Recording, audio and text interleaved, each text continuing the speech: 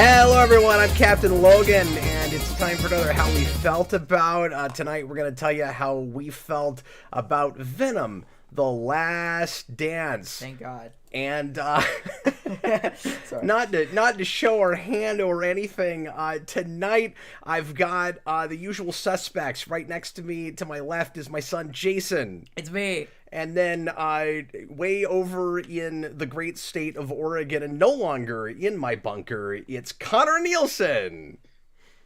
Hey, everybody. And somewhere on the East Coast, I don't remember where the hell he is, it's Robert, Why Am I Here Wild. Hello, Robert. Hello, I think I'm on the West Coast, but I don't know.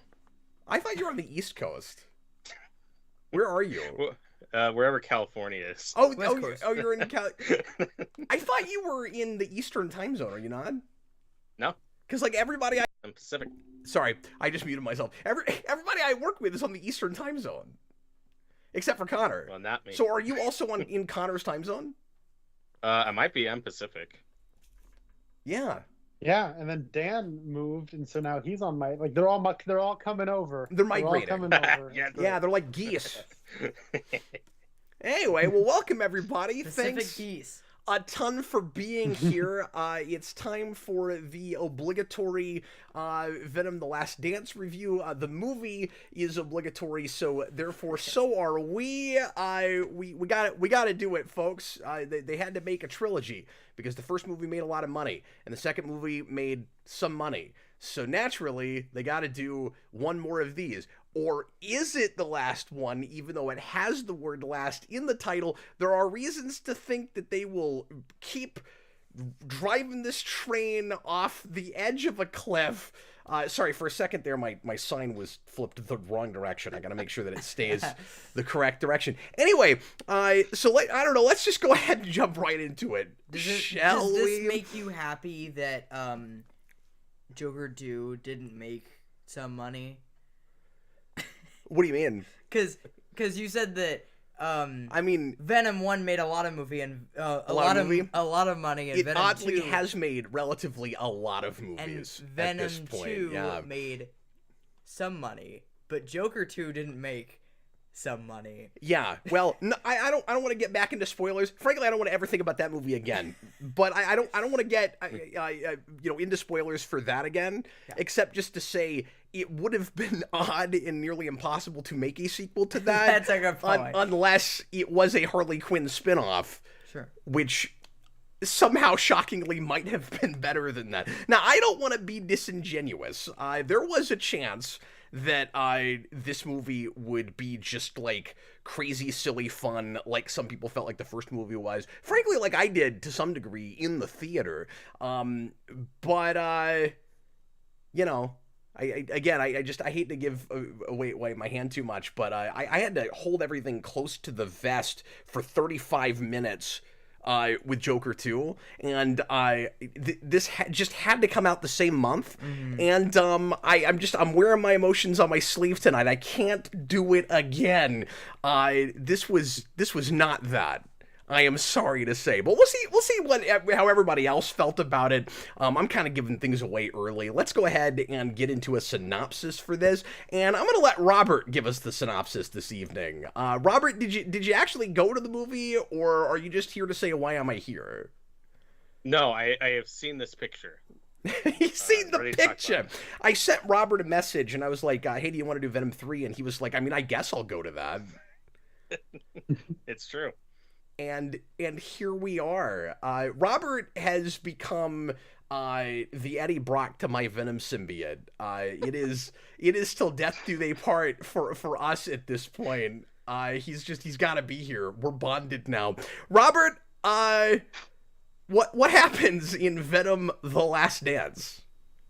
So in Venom and Mrs. Chen's Last Dance, he's on the run because he's been framed for murder. I wanted to say spoilers, but it was a Sony trailer. Sorry, go ahead. That's true. So there's this guy who looks like a dark elf or something who sends like these evil spiders after Venom to kill him and other symbiotes because he's the special or something. And also Baron Mordo is pursuing him, and then he teams up with Dr. Kirk Connors on a fun road trip. And that's the movie. There's also Area 51 and stuff. And there's dance. If I didn't make that clear, that's what happens And I in think the this movie. grand tragedy of the movie is not supposed to be maybe Venom and Eddie Brock. And look, I don't want to spoil anything for anybody that hasn't seen it yet. Until later, okay? So no spoilers till later. We won't tell you if either of those characters dies yet. But the tragedy of the movie is not will these characters get broken up, will one or both of them maybe die. It's that Area 51 is being dismantled. That's the big sad thing that's happening in this is, oh no more Area 51. Now I can't explain exactly why that is happening, but that is happening. I'm so excited to be here. We're gonna get into it. That is not Jayson feigning interest. That's Jayson doing a perfect, spot-on impression of a character in this movie. I forgot all about that, which is a refrain you'll hear from me a lot tonight. Anyway, that was a really great, concise synopsis there, Robert. I didn't think it was, but thank you. Yeah. You actually kind of knew what was happening, so that's that's true.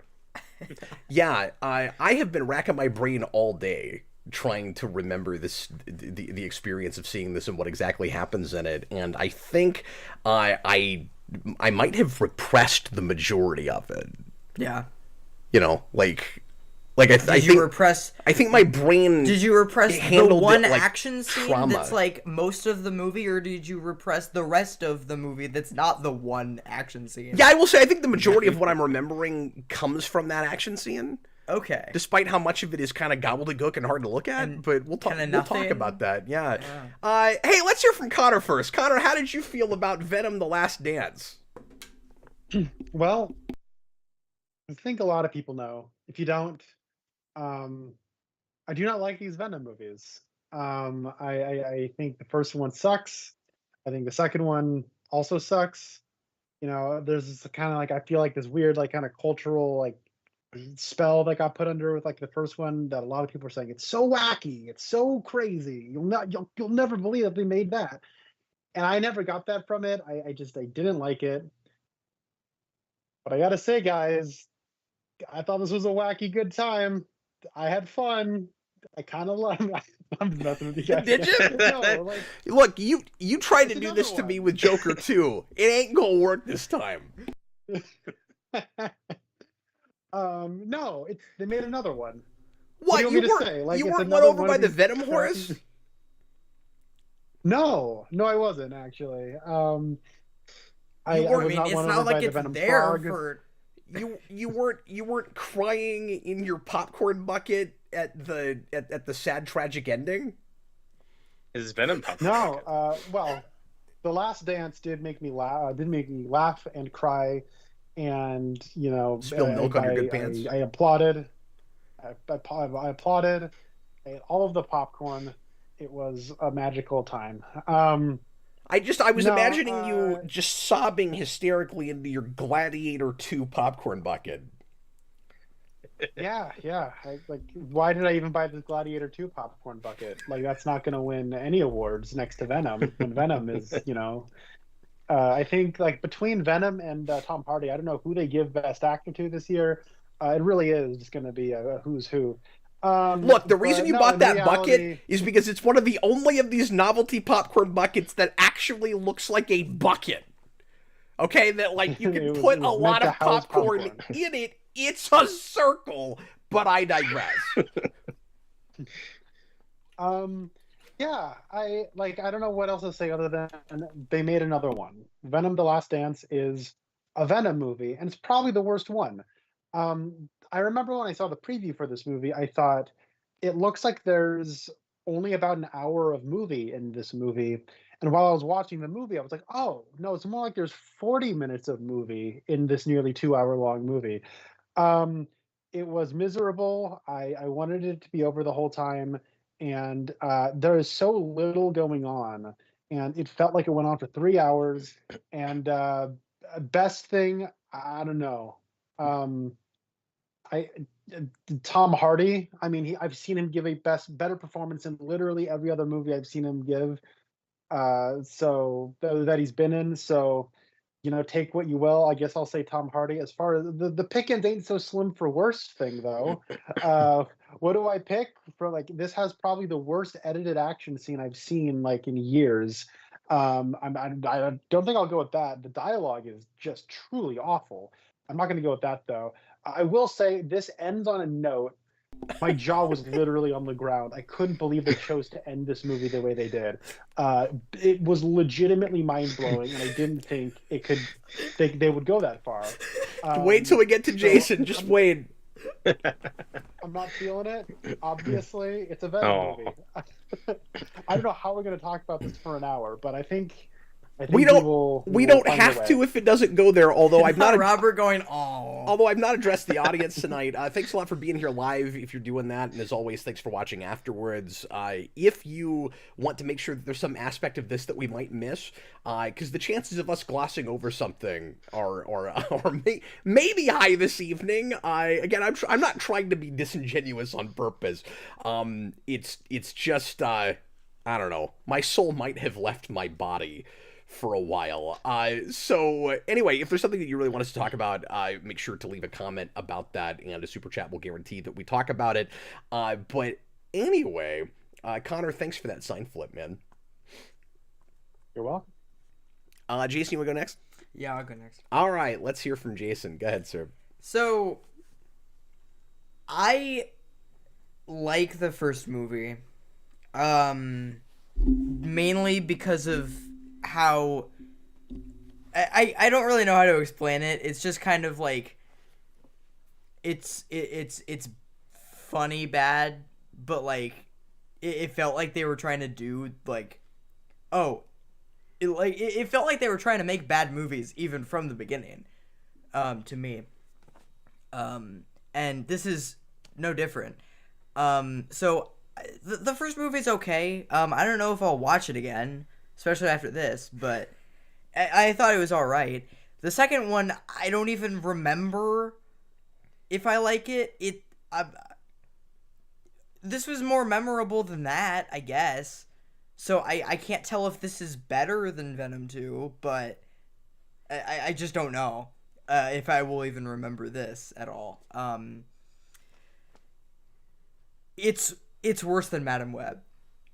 I'm just gonna say that.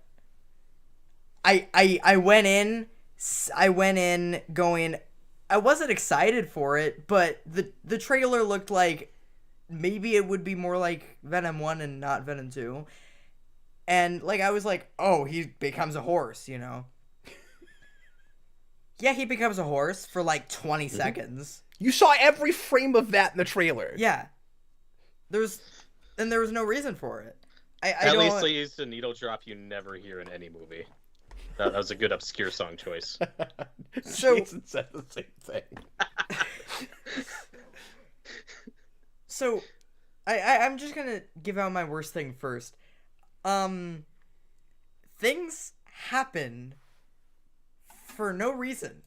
Just a thing happens, and then another thing happens that has nothing to do with the previous thing, and then another thing happens, and I don't know why this is happening when we just had this, but I don't know. You know, oh, look, we're dancing now. Oh, look, there's an action scene. Oh, wow, we're gonna steal a man's clothes. Like, oh, he's gonna become a horse. Oh, nope, we're done with that. Like, oh, we're in a van now. Like, none of this has anything to do with each other. And, I didn't know why any of this was even, like, happening, and I don't really care at the end of the day.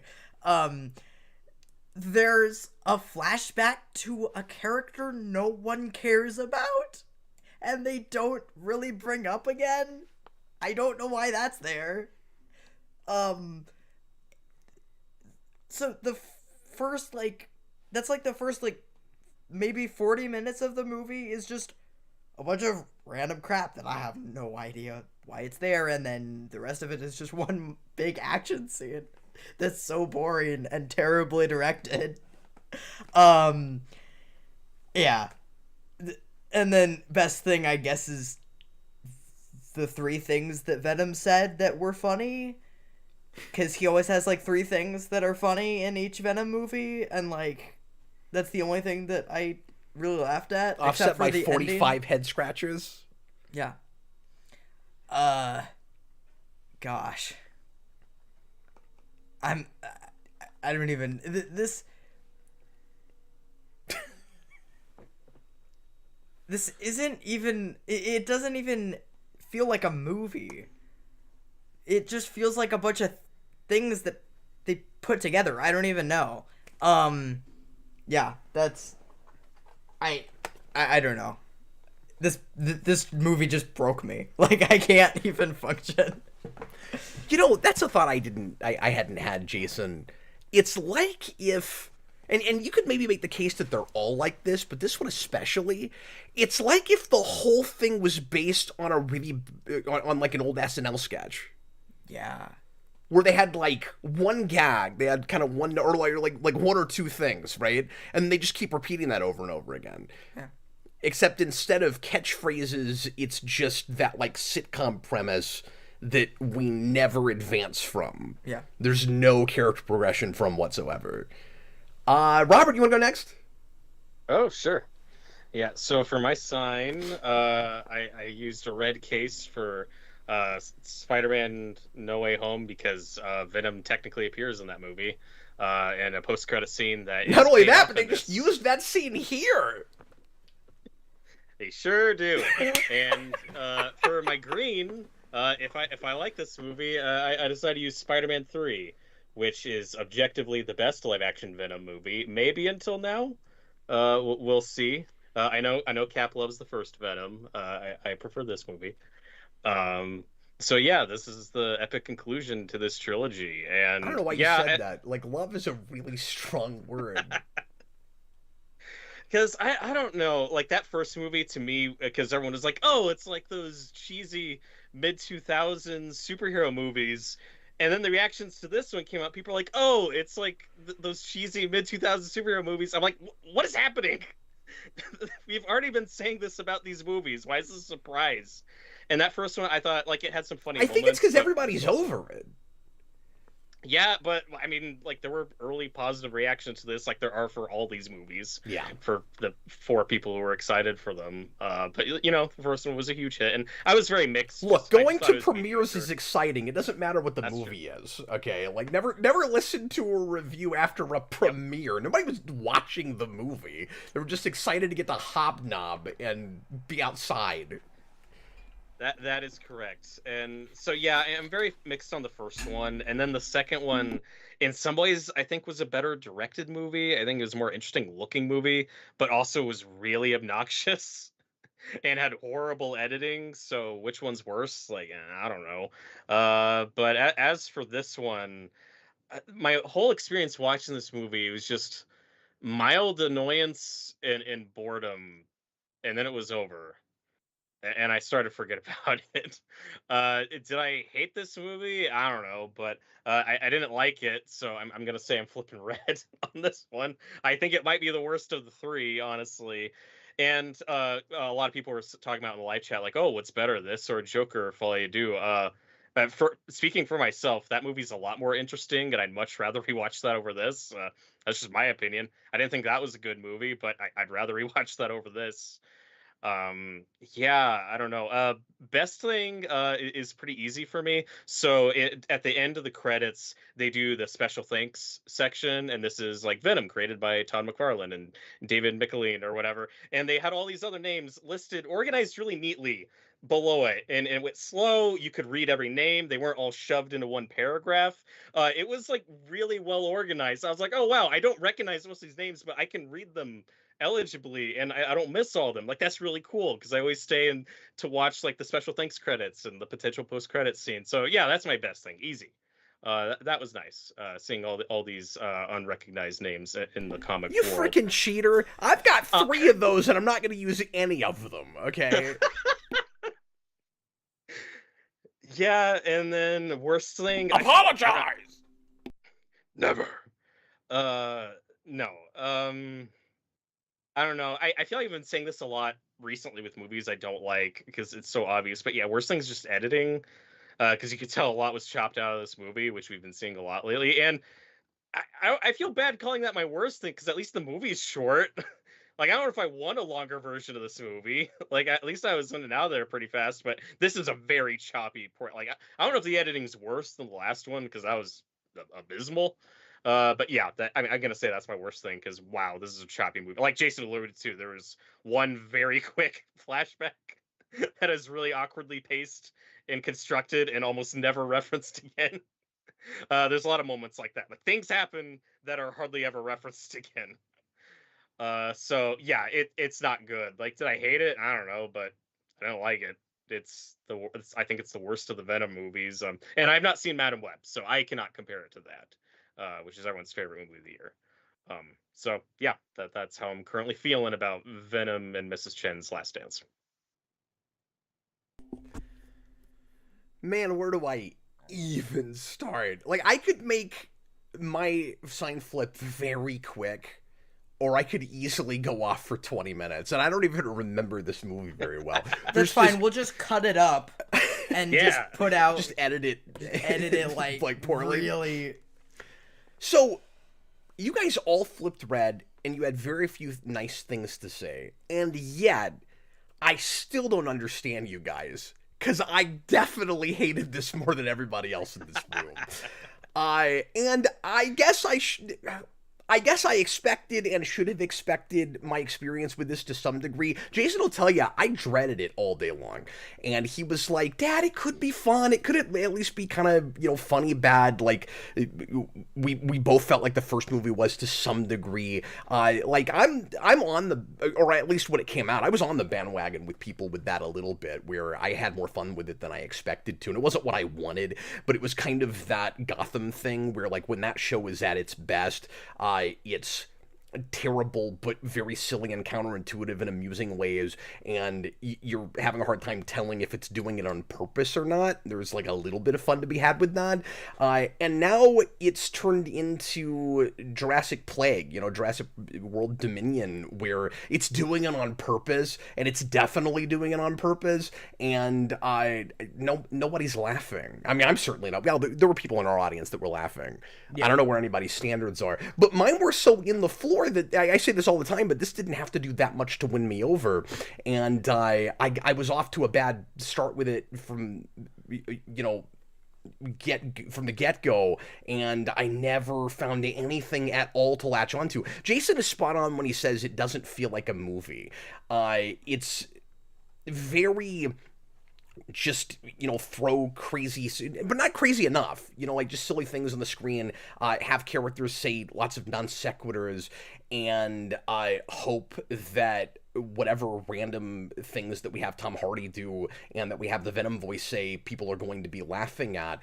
It's not even trying to be creative with any of its just be goofy and silly, like there's nothing as outrageous as the really bizarre like lobster tank thing in the first movie. Like, if you're gonna do that, really take it to the nines. Just make me scratch my head to the point where my hair's falling out by the end. And I wasn't scratching my head in any kind of a fun way. I just kept going, did you guys write this like 5 minutes before it came out in the theater? And like, it feels like high school kids, and not college, but high school kids getting drunk on a weekend, and then and then doing a project like an oral report or something, writing it like 4 a.m. before the thing is due, and then turning it in. God, I've got so many different places I wanted to start. I'm just gonna say all my starters, I guess.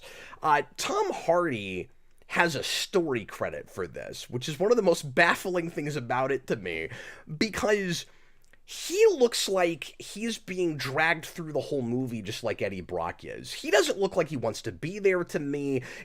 I think Connor will probably agree with that, and so it's telling that he made Tom Hardy's performance the best thing with this movie, because that's just how unusual and interesting of an actor Tom Hardy is. But the man phones in everything, including the story, if he in fact had anything to do with it. And he and Eddie Brock feel like a battered housewife, which is what makes the ending of this so truly astoundingly baffling, which we'll get to in a little bit. And I guess really is the only like super just bizarre out there thing to me where I'm like, after all of that, how does this guy like or care about or might miss Venom if he was detached from it? We're just in the wrong future, right? This is the incorrect universe that we have wound up in. Everything has been counterintuitive from the beginning, but even more so.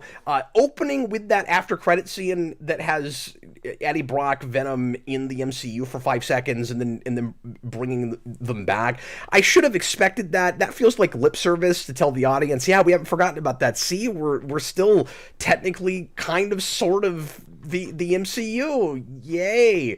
And of course, they disappointed naive people that thought that there was any chance they would actually do anything with that.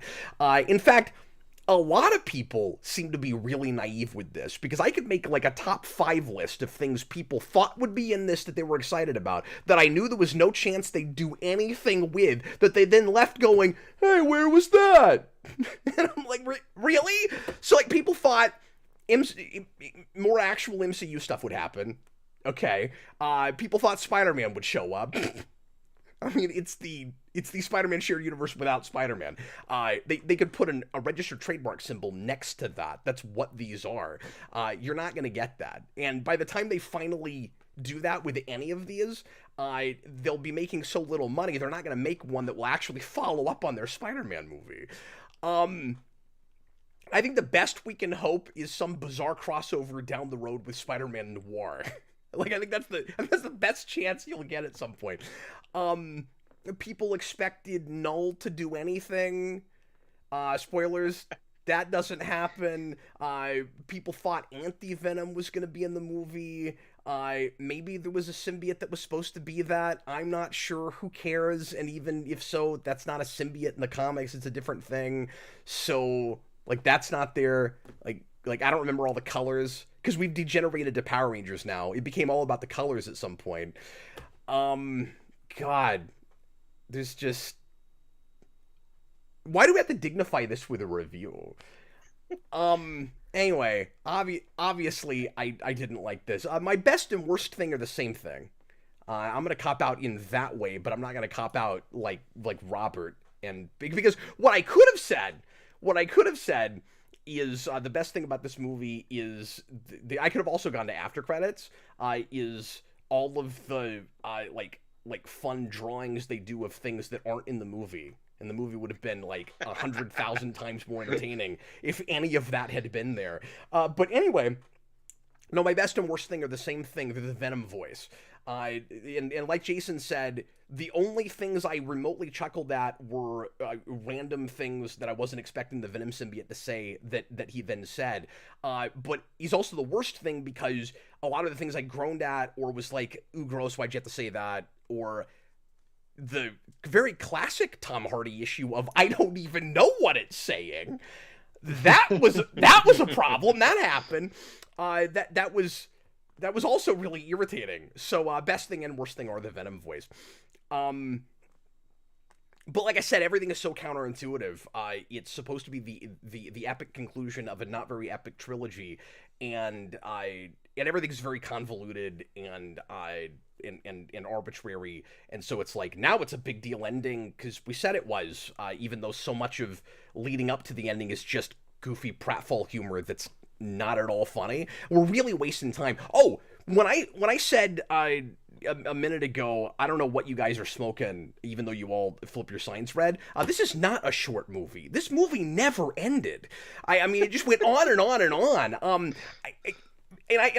I was, with respect, Robert, as much as I can muster right now, I saw an hour 52 minutes and went, oh my God.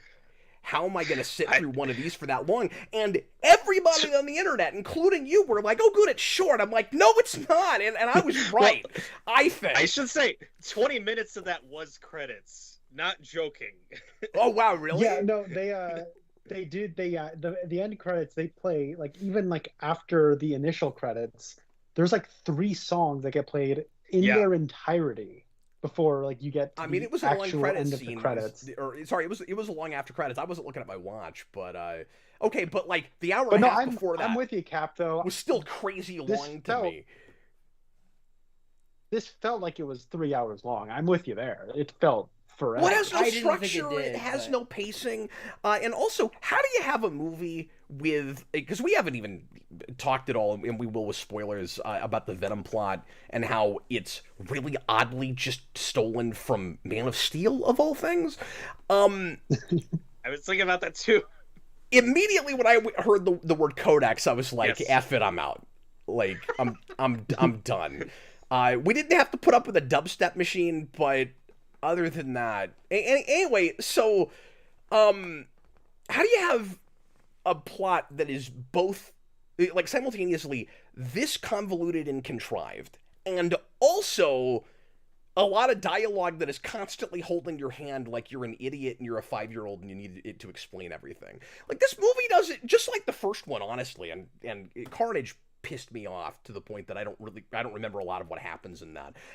This I wasn't offended by in the same way I was Carnage, because I had, investment in how they handle that character. This just pissed me off because it wasted my time. I guess that did too, but it was sort of a different kind of offense. But it's constantly holding your hand, and I'm going, with characters saying things that don't remotely sound like anything a human being would say, just to tell the audience what's happening. I'm going, but you guys don't know how your world works. Like, you don't know what's happening in your story either, but you're insulting my intelligence by telling me only you can explain it to me. And you can't. Do you remember in the first movie how difficult it was for a symbiote to bond with a human? Yep. And like they couldn't keep that straight even in that movie. Here we've forgotten all about that. Like they don't know how anything works. Maybe they explained it and it was cut out of the movie. You could give it credit for that. Okay, but it's not there. But it's not in the movie. And also, as padded and drawn out as this felt to me, you can't tell me they left anything on the cutting room floor. I think they used everything. Anyway, God, what a waste of time. And in the same month that Joker 2 came out. And it does them, by the way, no favors. And Connor, I know you haven't seen this and you had no interest in it, but it does them no favors that this came out the same year as Deadpool and Wolverine, because it kind of wants to be that in some ways. Oh, yeah. With the Venom and Eddie Brock, like kind of like odd pairing, odd marriage thing. Where they're supposed to be kind of like, non-sexual lovers or something. And Deadpool and Wolverine took the world by storm, and people liked particularly that aspect of it. And then this comes out. Like, bad year for this, folks. It's like looking at BVS and Civil War a couple of weeks apart from each other. Like, Anyway, I'm just rambling. Apologies. Can I break down that opening for like a couple minutes? I'll try to be quick. The opening? The No Way Home post-credit scene. Yeah. To my understanding, and let's just say spoilers now. Pros and cons guy. We'll get to your super chat after Robert does this spiel. But yeah, so full on spoilers now for anybody that cares. We can talk about anything we want to at this point. Yeah, go ahead. But I think this is relevant for anyone interested in how this pertains to No Way Home and what that was potentially setting up and what Sony has planned. So based on my viewing, I don't think it's that after credit scene. I think they reshot it because it's not the same footage, but they reused some of the same dialogue. So the post-credit scene of No Way Home is Tom Hardy's Eddie Brock in the MCU, or the Tom Holland MCU. For no reason that I'll ever understand. For no reason that I'll ever understand. And then he accidentally leaves a piece behind to the symbiote, and then is disappeared back to his world because of the time travel stuff, or memory wiping thing, or whatever happened to that movie. So a lot of people thought, like, oh, is this how we get the symbiote in the MCU for Tom Holland's Spider-Man? Is that what that's setting up? This movie reshoots that scene has the bit of him in the MCU, then he goes back to his world, and then the piece of the symbiote comes off, and then people come and take it and lock it up with the others. So this movie is retconning that post-credit scene to say, no, that symbiote piece was not left behind in the MCU. It's back in Venom's world. You saw it wrong. This is what we decided that scene is now. But if and they it's wanted of no to, consequence. moving forward, they could say it's both. They could very easily go, Venom's just dropping pieces of himself all over the place. Yeah, no, you're right. It's like Back to the Future 2. Yes. It's like the reshoot of the scene at the end of 1 into 2. Where it's like, no, your kids turned out fine. And then they gotta reshoot it so he's got this look on his face like he's lying. Mm-hmm. So yeah, that's my spiel on the opening. It's that after credit scene, but not. It's retconning that after credit scene for no reason, really. Oh, sorry, you have a super chat. Well, go for that. The reason is so that because they're not creative enough to come up with any other loophole to make more Venom down the road if they want to. And of course, they put themselves in this corner for no good reason anyway. Can I backtrack for a second and say the only reason, obviously, this exists is because everything has to be a trilogy, and we're just trying to squeeze whatever, left out of a stone we can, to the point where we're going, well, hold on. Hey, it's maybe be a trilogy until there's nostalgia for it, and then they'll bring it back, and then it'll be a quadrilogy. Yeah, but I don't think they're even going to wait that long. I think they're going, well, it's like, they know this is all they have, because they've tried Morbius, and that didn't work, and they have to know, well, I think they're delusional. Maybe they don't know. I was going to say they have to know Kraven's not going to make any money. But, and stop it. There's no chance that makes any money. Quick question. Yeah. Do you think they pull back on the R rating and pivot to make that PG-13 at the last minute? I don't think they will. I don't think they Kraven. Good question. Okay. But I don't think they will, and I think there's a chance if they make another Venom movie, they'll go full R with it. If Kraven makes any money, and it won't, so they probably won't do that. Maybe I'm wrong about that. But what I was gonna say is, this is how cynical this whole operation is, and how like delusional and out of touch they are. Because this movie feels like it was made in some other universe. Like the whole thing is about aliens in Area 51. It feels like aliens made it. I don't know how human beings concoct these things, especially this one. But anyway, so this is how cynical they are. They go, we're gonna make a big deal out of this being the epic conclusion of a trilogy, like Dark Knight Rises did, where it's like, now it's a trilogy. It didn't feel like it was supposed to be a 3-part story, but now we'll say it's a trilogy. It does that, but Rises at least had the respect for the audience and the universe to go, okay, that's it, we're out. Like this is actually a finale. We're gonna make it. There's no reason to bring it back.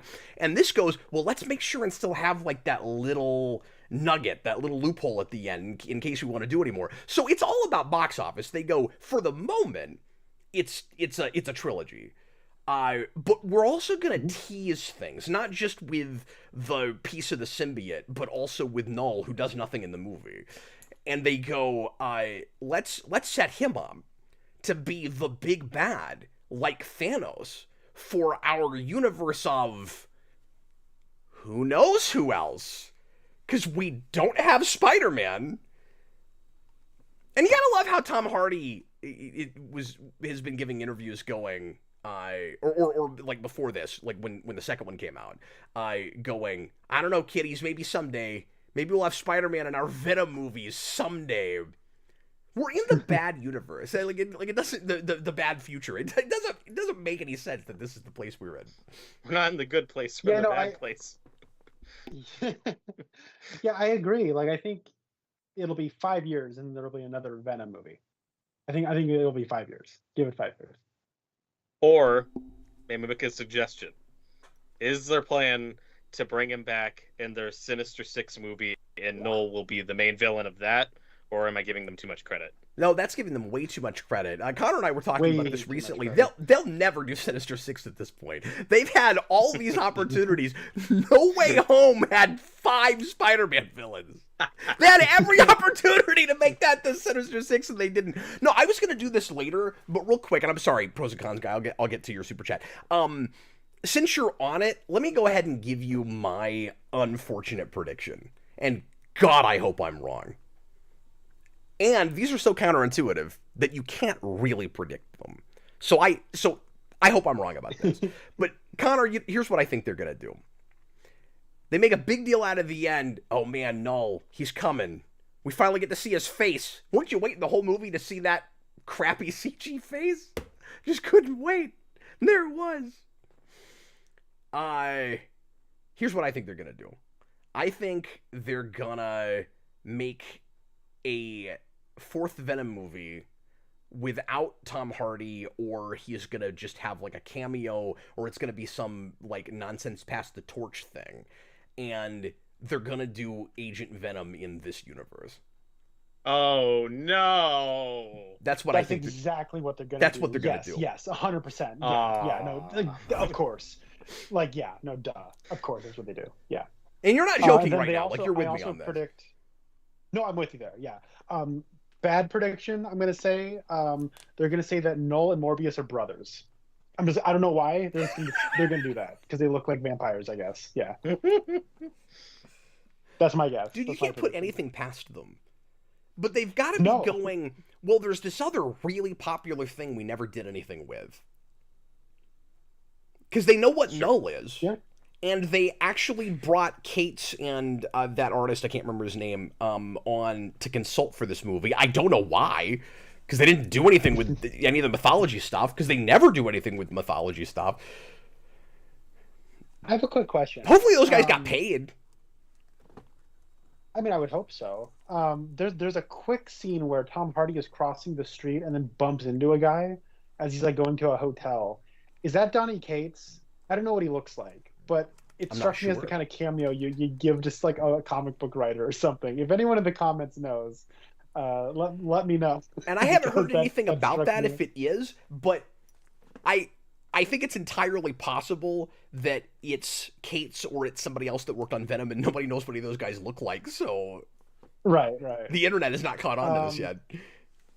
He struck me as like a guy who doesn't look like what an extra in a movie typically looks like, and it was such a conspicuous inclusion. Like, why would you have like him bump into some guy as you're like doing an establishing shot of like a building or something? I don't know, but that was just a theory I had. Why couldn't they do anyways, McFarlane we got super cameos chat in to get these? to. Oh, those would be unhinged. Why couldn't These- they call up McFarlane and be like, because he'd do it? These should have the Spawn animated series McFarlane openings. Oh They'd my be 10 God. times better. You're watching Venom, so turn out the lights. Oh man. No, what are you talking about? I wish McFarlane was like a recurring character in these. He's like the in like a horror movie how they have like the demonologist expert. He's like the Venom expert. Yes. they have to ring him up. We have a Yeah, question about symbiotes. he's like Christopher Reeve in Smallville. He just knows everything about the mythology. Perfect. There you go. He's just always Smallville. sitting at a desk drawing Venoms. Pros and cons All guy, right. $5 super chat. Did you know Null created the sword Gore used in Thor: Love and Thunder? That's the most Null did. That was supposed to be a sword that Null made, or is he just joking? Oh no, yeah, because I remember, and I haven't read any of those comics, but people were making a big deal when Thor: Love and Thunder was coming out about Gore, the God Butcher, like having that connection to Venom and the symbiotes, and that they had to cut all that out of the movie. I haven't read enough of that stuff Yeah. to know about that, or I'd forgotten. It's been a few years now. I did a little bit of a dive into like Wikipedia for this because I was like, how No, long I've has never Null heard been it around before. for? Yeah, so like the way I guess it works is that like in Jason Aaron's like Thor, I think God of Thunder, like in issue number 3 or 13 or something, there is like Null that's his first appearance, but he's unnamed. He's just like I think a person who gives Gore the sword, and then like later, like 5 years later in 2018, when I think Donny Cates is doing his Venom run, that's when he kind of like retroactively says that okay, that's this guy named Null, and gives him a backstory and all this other stuff. So, Gotcha. yeah, I didn't even know about that. And These then, are adjuncts to those movies. wasn't there They're all supposed to be some Thor cameo in this, or something? Like there were rumors about that. I think there was a rumor that might have just been BS, but I honestly don't know. Well, and there's no telling I think because there's always like Spider-Man rumors and then things that get shot that end up not getting used. I mean, I know I said I think they used like every scrap of what they made for this movie, but it's always possible that there were like, you know, cameos and things, kind of like what happened with Keaton and Morbius that just didn't end up happening. Because there was a lot of like pretty serious talk that seemed like there was something to it about Tom Holland being in Carnage, I think. Yeah, and then I don't know nothing if came this of is, like, that. confirmed, but yeah, I want to say but I don't think it was Spider-Man. I think it was just Peter Parker. But yeah, I want to say there was a scene shot that wasn't used, but I don't know if this has ever actually been confirmed. But I do remember hearing that a lot. I feel like there's a lot of people in Sony boardrooms that say things and then they get reported on, and they may or may not have ever actually happened. That's true. So when it comes to this movie, And nobody I in gotta that say, company I understands can't- how continuity works. Right. Well, of course not. No, that's the first rule. Don't understand it. What's the line from Tenet? Don't try to understand it. Feel it. Feel it. Yeah. That should be Sony's like motto. Not be moved. That's so good. Don't try Sony- to understand it. Feel it. Sony has inherited that torch from Fox, but before it was taken over from Disney, because that was Fox's motto with how they handled their continuity. And Cap ain't feeling it. Yeah, that's great. Apparently, This is my answer to Sony's new tagline. But when it comes to this movie, I can't think of a movie that had like such a sparse, nothing plot and Yep. such a hyper convoluted premise. It's such a weird like needle to thread in my mind because it's like the premise of this movie is a codex was created because Tom Hardy died in the first movie, but Venom brought him back to life. So there's a codex that only exists for a temporary amount of time. And somehow Null, who can't leave his outside of universe prison, but can send his spider minions out to go find him. And they can only look for him when the codex is activated, and that it can only happen when Venom is in his full form, but Venom can shoot out tendrils and can pop out his face, and for all intents and purposes can still be Venom, but on a plot level, all that's happened is, oh, I'm in Tijuana. Some offhand comment about, oh, I could go to New York and have a guy clear my name. Let's go. And he just kind of walks through like the desert for a while, and he gets as far as Nevada. Like, that's the plot of the movie. I But had then no there's idea all what these the heck was stupid happening subplots. in half of this movie. Every 10 minutes, Jason looks at me and goes, I don't understand what's happening. and you know Yeah, you don't no, get I'm you with don't you. you don't get Spider-Man in this movie, but you get Spider Monsters, huh? Eh? That was from the Yeah, comics. yeah, I don't yeah. know. Was that deliberate? I don't know. That big action scene in like the like Nevada Creek or whatever, like that little body of water out in the middle of nowhere is one of the worst edited action scenes I can think of. It is so bad. I had a thing where I think I out loud said to myself, like, what am I watching? Like what is this? Like, why did they make this? Yeah. To your point, Cap, this is just a complete waste of time and talent for everyone involved. Why?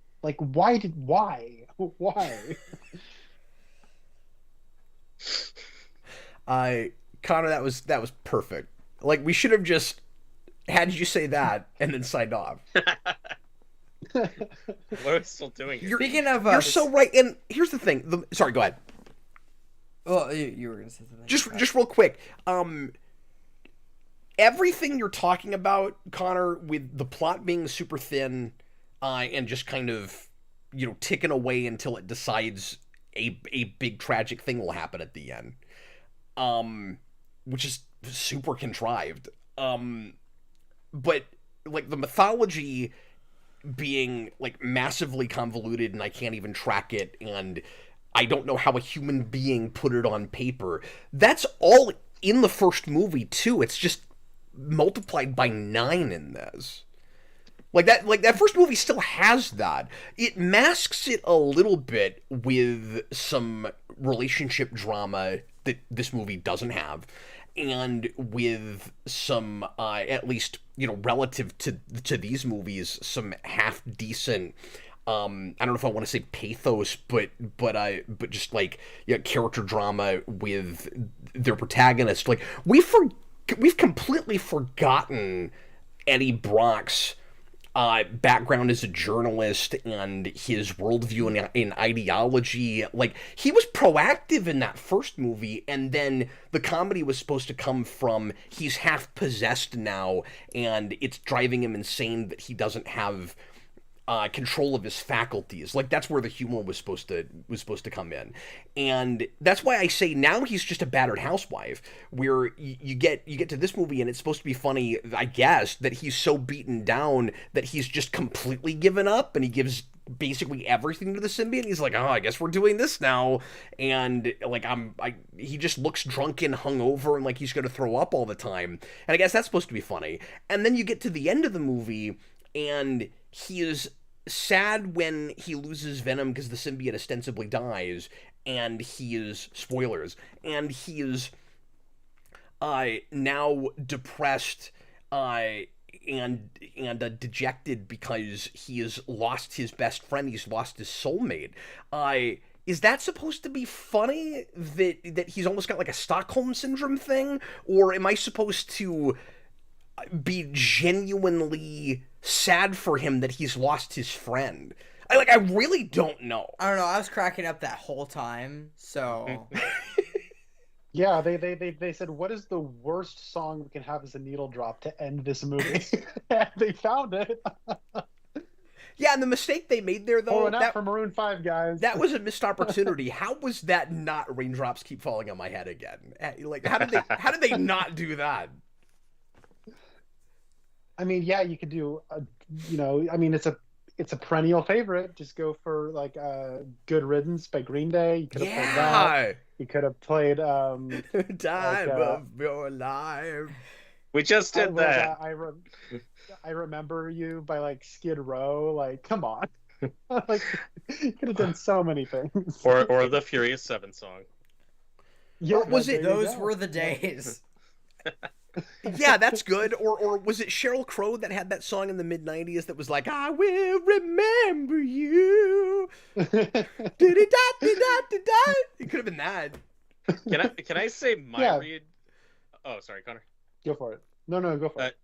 So my read on the ending, and again, this is probably incorrect, but the whole, it's really tragic because Venom just wanted to go to New York, even though that hasn't been a thing for 2 movies. But now Venom wants to go to New York, and it's really sad that he doesn't get to go to New York. So Eddie Brock goes there and says goodbye, and that he'll miss him. I read that. Imagine crying at a movie where Venom doesn't get to go to New York. But I read that as Sony's FU to Disney about not getting to cross over with Spider-Man. That's how that came off to me, was, look, he's finally in New York, and he doesn't get to see Spider-Man, who is in New York. But wow. Disney won't let us, so F you, it's over. That's how I read it. I read it that cynically. Dude, I don't put that past them. Look, it took 3 movies, but Venom's finally in New York, and it's over. Or I should say Eddie Brock's in New York, and you'll never get to see Spider-Man. You know my read on the ending? Where you'll never get to see Spider-Man, even though his mask is a perversion of Spider-Man's mask. Sorry, good. So, my read on that ending with all the different, like, it's like Pikachu's goodbye from Pokemon with all the different clips from mainly this movie, but a couple other things from Let There Be Carnage. They had nothing to work with. Yeah, and my read on that is, we spent a bunch of money on like 3 scenes, so let's just play them again. Yep. Well, That also yeah, no, made me it's think like, of Fury 7. the clip. Yeah, it has a. You're right, Cap. He's a battered housewife. It would be weird if you went to like somebody's memorial service and half of the pictures were of him beating up his wife. That would be awkward. So we can only show a few clips from this movie. But that's the thing. Some of the clips they showed were like really awkward moments where Venom was like dragging him around and making him do things he didn't want to do. Like those were the happy times he was remembering during this bittersweet montage. And I'm going, is the joke supposed to be that Eddie Brock is so out to lunch now that he's fondly remembering these really disturbing moments, or are the people that made this movie so out of touch they don't know it's disturbing? I think it's the latter. Oh, I think it's the latter. I have no idea. I think they thought they were making a sad. And also, because here's the thing, you could have made it like that. Like, it would have been really nice if there was enough character progression that, in maybe even something of a twisted way, we come to appreciate the relationship between these two entities, and it's actually evolved. And, like, in a superficial way, it's evolved in that Eddie Brock likes having Venom in his head now. I never fully understand why that is. It works okay by the end of the first movie, but we never progressed that in any way whatsoever. And so now you just get a couple of obligatory moments of the Venom voice, in my mind, getting completely out of character, going, "Wouldn't it be really nice to have a family, Eddie? Even though I always want to eat people." Yeah. Like, that was out of nowhere, and they could have earned that, but they didn't. And so when you get to that moment, it's just insulting to the audience. I'm sorry, what were you gonna say? If I was Sony, by the time you said character progression, I would have fallen asleep. What do you mean? They don't know what that is. So no, clearly. So you say it's made by aliens, and I think you might be onto something, because this might shock, startle, and even amaze you to know, but there is a Statue of Liberty in Las Vegas. There is one. It's for a hotel. They could have gone to see that Statue of Liberty. Yeah, that is but the people who made this, I guess, didn't know that. Like, what a great point. Hey, you I have had some stupid moment where they're like, sorry. Well, it's not New York, but hey, whatever. And then Venom with his stupid Cookie Monster voice could be like, "Well, it's good enough, Eddie.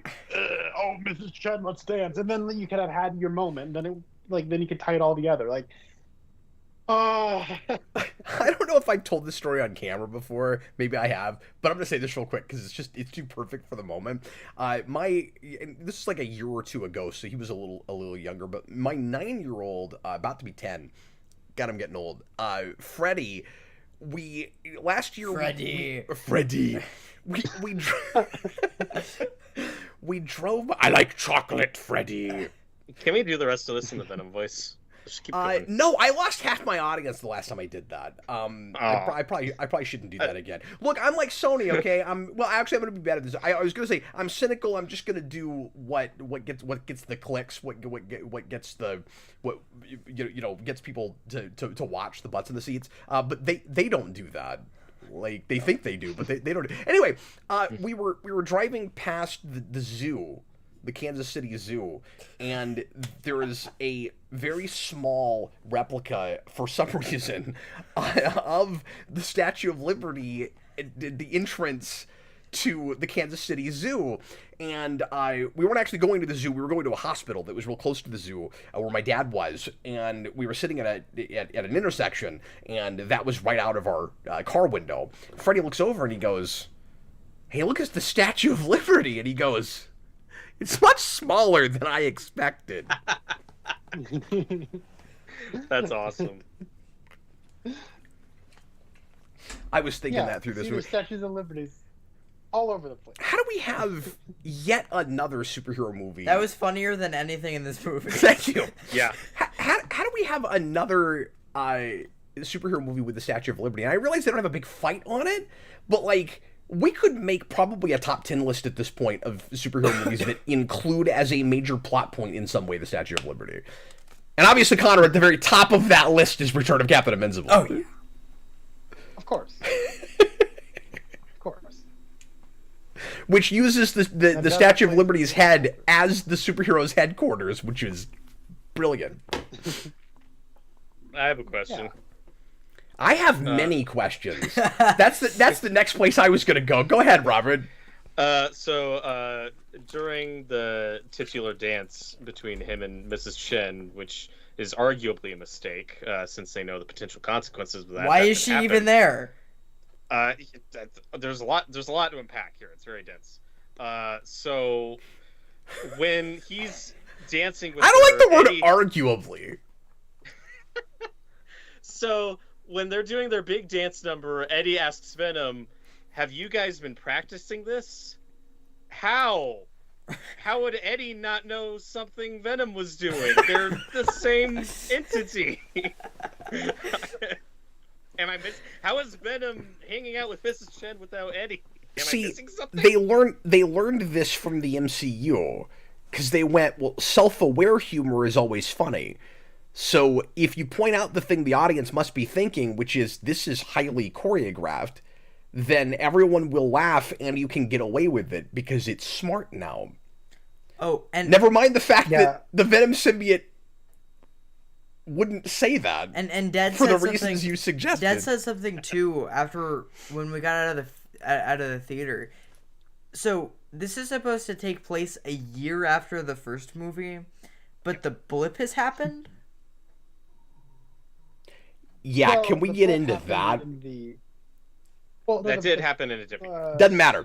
So happened in a different- doesn't Okay. matter. So they have made it crystal clear with the multiverse with the MCU that there is no time displacement whatsoever between universes. Time seems to move at exactly the same rate. There are universes that are in a different time period, but time itself moves forward at the same rate. We've had enough of these multiversal crossover things now, where they've never made a plot point out of if you come over to the MCU and then you go back 10 years might have passed. They've never done anything like that, and so I'm not really buying that unless they were to have made that a plot point here. But also, more than that, I just don't buy it's only been a year. Like, I guess it's maybe kind of amusing that the Venom symbiote has made Eddie Brock age at the rate he has in just a year, but like Tom Hardy's got like white hair in places he didn't 6 years ago. Like, yeah, no, his build is thicker too. Like he does look like yeah, he looks much more middle-aged than getting upper middle-aged than he did. I don't know, like as far as like the I don't know, like, so does the first movie take place in 2018? That's Is the that question. Like yeah, so Let's I don't rewatch think it and they find out. know. Maybe retroactively it doesn't. yeah, because retroactively a codex was created. Where was that for the whole second movie? And how does bringing back someone to life make that happen? I don't know. It's a good question. And I'm sure apparently that nobody would knows the answer happen to it. if any symbiote did that. Yeah. There are no answers this way. And Logan. then, And also, but then, can we but stop? also, Can we stop making a joke out of Venom or Tom Hardy or sorry, Eddie has to talk to Venom in real life? I'm so done with that. Why can't he just talk to him in his head? Why does he have to speak what he wants to say out loud so that other people can go, this is awkward? It's like you're talking to someone in your head. Like, the symbiote can talk to him in his head. Why can't they both do that? Yeah. It's a great question. I'm sure nobody knows the answer to that. And also, why does the whole thing have to be a stupid sitcom premise? When what was interesting about Venom in the comics was you put the two entities together and they are now a new third thing called Venom. like they fundamentally either don't understand that idea when they make that first movie, or they think that's too interesting. We better not do that. We'll lose the audience if we do that. It'll be much more fun for people. We'll make more money if we just if we just make it a real typical like confused sitcom thing where people won't know what's happening. Like when I saw the trailer. And they had the that stupid moment, which is redundant, I realize. But they had that moment with Eddie and the symbiote trying to say we are Venom at the same time. I was like, great. They opening a trailer, they encapsulated everything I hate about this franchise, just like right away. And I mean, I'm not surprised they're still doing that. That's the world they set up. But it's just it's encapsulated. It's like it's the perfect 10-second explanation for what I hate about with this. And then, of course, to add insult to injury, they had to completely misinterpret Carnage all at the same time with that second movie. And I may be misremembering this. Doesn't he then say, like, we need to work on that? Yes. Like, what happened in the last two movies? This was the problem. That was the big, like, end of the trailer moment of the first Venom movie. Where he says we are Venom. Well, yeah, and then they didn't even use that. Do you remember? The first movie never has Venom saying we are Venom anywhere. Oh, I didn't I haven't watched it as many times as you have, so... At least that's what I'm remembering from the last time I did a commentary on it. I could be wrong. I'm rusty. It's been a while. But if memory serves, he never says we are Venom. Okay, and I'm rustier than you. I saw it once in theaters and almost fell asleep. So does he not say it at the very end? During the turd in the wind speech? Maybe does he not say it there? I think that's the thing that's cut from the trailer that was there, but then not in the movie. Again, it's been a while. I could be completely wrong. Plus, EDX is also saying that No Way Home kind of does the time displacement thing, and that I'm not remembering either. So I could be somewhat wrong about that. Yeah, it's almost like Marvel, and specifically when Sony gets involved, it has been very inconsistent when handling the rules of the multiverse. That's all I'm saying. Yeah. How do the animated movies fit with this? Who cares? Another question I had was, how public knowledge is Venom? So... you've got this hippie guy and his family who's insufferable. So excited. And then, I don't know. Just Connors. Every time it cuts back to that guy, I'm watching Blue Beetle again, and then wow. But I saw this and I didn't even go to Blue Beetle. Yeah, I don't know why you wanted to go to this.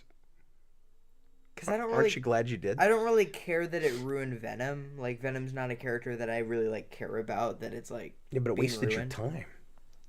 Anyway, so that guy is insufferable, and, we keep talking about how we've got kind of this D- script. Connor, they think it's hilarious to have characters... or they're just this lazy, where the script is literally written on a cocktail napkin. In fact, I'm imagining this now. Maybe what happens is the reason... because what I was going to say is, they think it's hilarious to have characters just trail off with ideas where, like, they're talking about something, and then they just don't finish a sentence.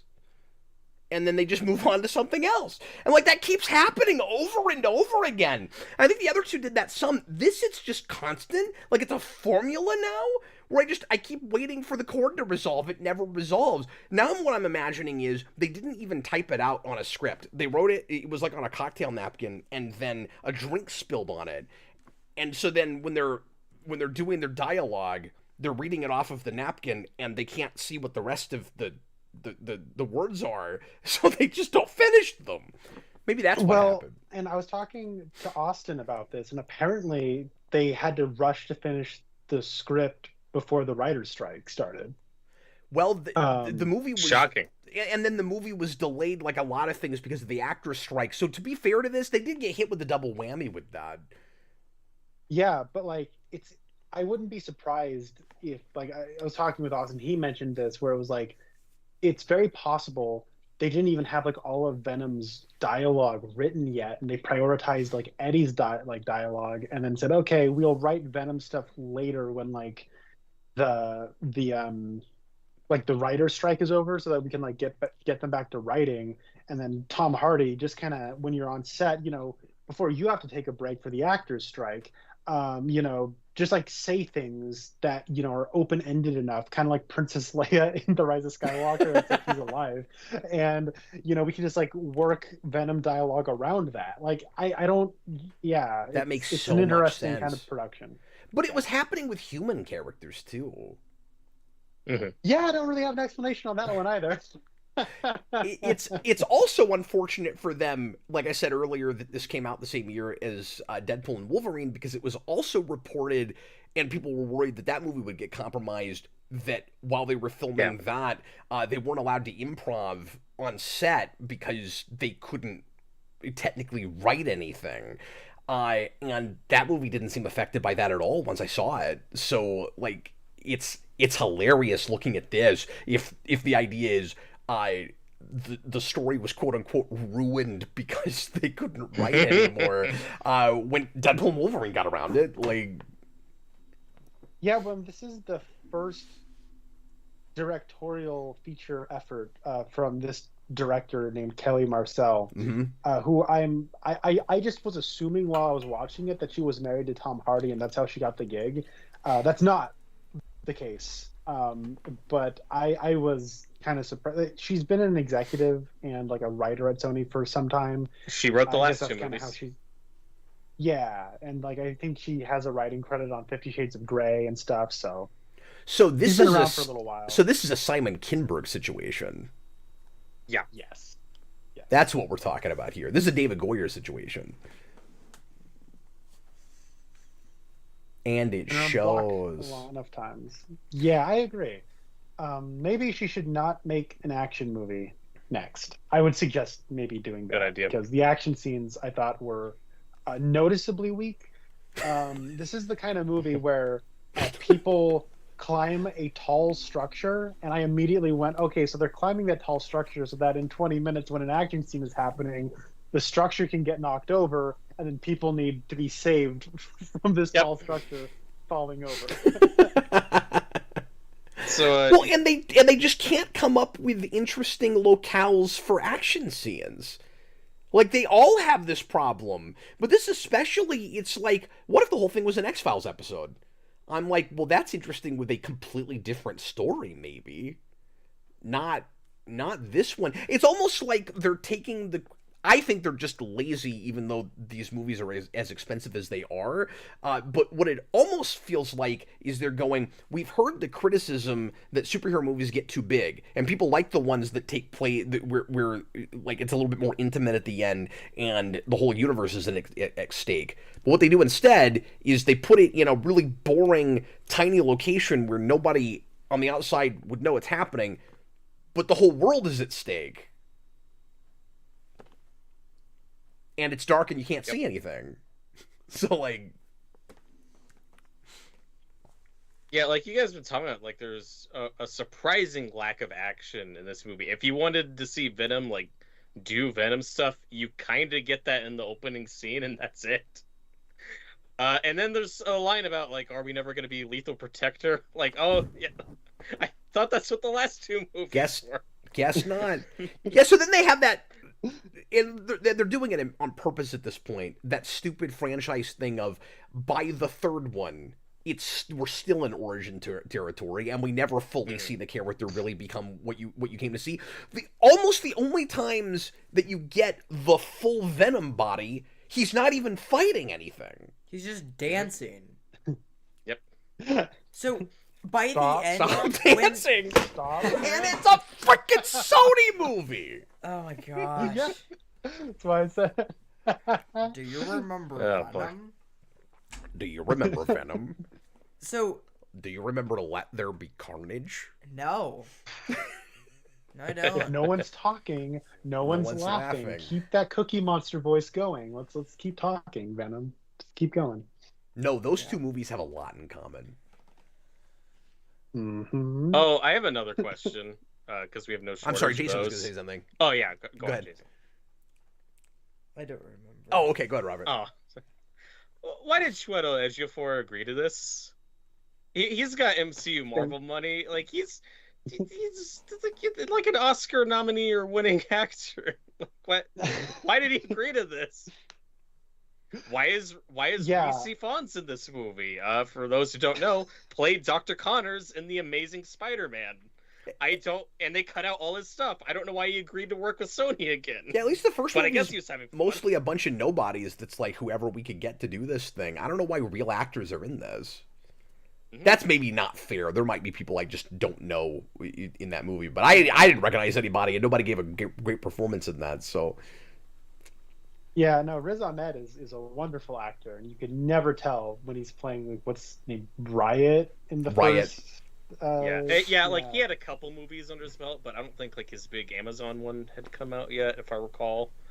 Like he hadn't been like a lead in much stuff, so I get that. That's true. No, I wanted to ask you, Cap. Yeah. Who is the worst general character?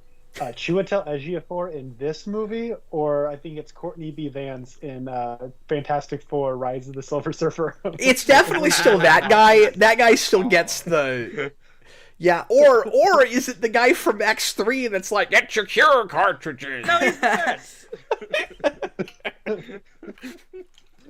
I like that guy. And then like there's the guy in Fan Four Stick. Like there's some bad ones. Also, what was with like Mystery Guy, where we just saw the back of his head, who was giving him orders? Mm-hmm. Was that set up? Was that paid off? Do we know who that's? Yeah, I think that's the very end. The big reveal is he says, "He's just okay, some guy." Tom Hardy, you're good. Don't tell anybody. Okay. Free to go. I think that's supposed to be the same guy. Well, but remember, Robert, this is the same movie where the big revelation about the big bad behind the whole thing is that he's got a crappy CG face. Oh, yeah. Because he's got his head hidden because he's, like, imprisoned and sad. And his head's down like this. And then every time we cut back to him, his head's down like this. And then he gets his I'll do it myself moment at the end. And the camera pushes into his face, and it's that character. Like, what's the reveal? Okay. You know, it's not like audience. It's not like most of the audience knows who Null is. You know, like you have to. I mean, there's probably some people that have heard that name, and you know, if they didn't read the Kate's thing, just you know, in circles of people that are fans of this, they're like, oh, I'm supposed to be excited about this character because he's a recent comic development. But when they actually see him, it's not like a lot of people are going to even know what that guy's supposed to look like. There's no payoff there. There's nothing exciting. Even for those of us that read that stuff, like, there's nothing exciting about that. Okay, and it's doubly weird because, and counterintuitive, because this is supposed to be the last one. So you're doing another typical MCU type after credits, and these movies, like, worship the after credit scene. Like, as unto a god, to the point where they, as you aptly said, Robert, they opened with and retconned the last one from No Way Home that included this character, and then went, the whole thing is over. We better set something up. And if you remember, the Let There Be Carnage after credit scene was Venom going to the MCU, seeing Tom Holland's Spider-Man on the TV, who's not wearing his mask for some reason, and licking the TV and saying, I'm going after that guy. And then we didn't do that. And then we never did anything with that. And he goes to the MCU because Venom in the comics is a Spider-Man related character. Yes. Yep. Yeah, no, that was like the lamest thing ever, where it's like, you see all of us symbiotes, we have a collective hive mind brain where we all kind of think the same. So that's how I know who Spider-Man is. Yep. So why is not every single symbiote in the entire multiverse coming to Earth in that movie? And then also, is that supposed to be the explanation? I never understood that. Yeah, I think so. It's not and the then movie. In this movie, you have all. Well, the it's in Venom. I think. Oh, the hive mind thing? Is it? Yeah. Well, Yeah, okay, but the fact that they cross universes isn't talked about, is it?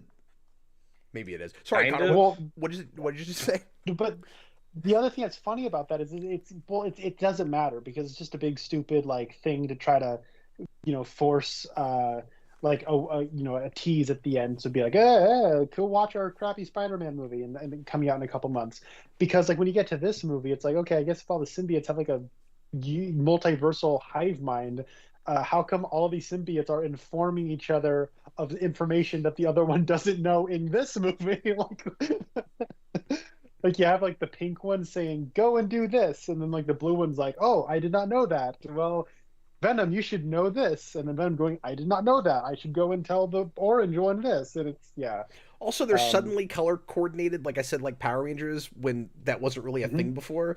Because in the first movie, Riot is just another Venom. Like, he's probably a slightly different color. But when you get to Null with this, where he's like, bring me the black one, I'm like, so are they all slightly different colors? You know?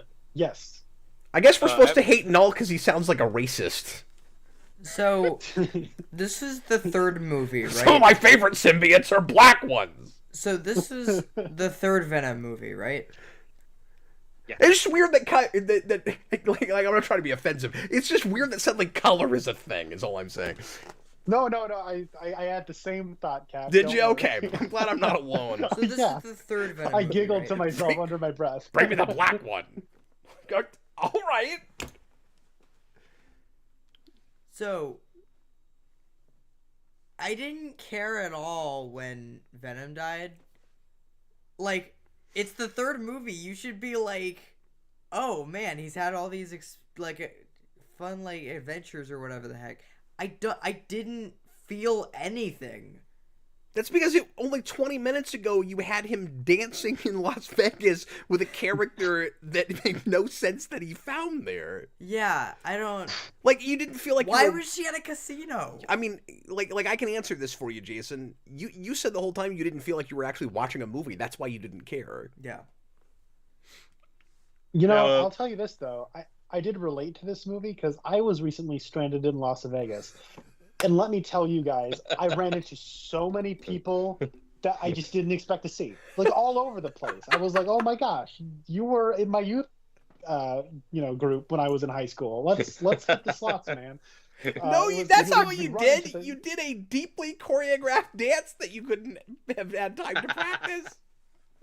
That's right. Well, there was this girl I had a crush on in high school. She was there, and then we just started dancing. It was great. I told her I'd been doing some rumba. She's like, I know rumba too, and so then we just did some rumba. It was great. Let me tell you what, Vegas, the place to be. Oh, I started to say a while back that you had the hippie guy who's obnoxious, and then and then he leaves, and I'm like, good. And then he has to become a major supporting character at the end. You should have known. I should have, yeah, but I was hoping against hope, and then he just kept showing back up. And then he has some of the worst line deliveries. Yes, he does. Ever. The setup and payoff in this movie is embarrassing. Yes. But anyway. When he's at Area 51, he's like that actor is trying so hard to act like surprised, and it's so bad. Because it's like, whoa, look at that. Yeah. It's like, I'm so excited to be here. Jason, yeah, he says it just like, and then Jason nudges me, he goes, acting. No, and that guy's a great actor. I think this was just his script performance. I think it was like, oh, Sony wants me back? Okay. Yeah, I'll do whatever. Like, he did not care. He's on House of the Dragon. Wow. I mean, he's really good in a movie called Greenberg from 2010. Like, he's a legit, really good actor. He was Dr. Connors, and they cut out all his best scenes. Well, this is that thing where they know, it's just actors that know what they're in, right?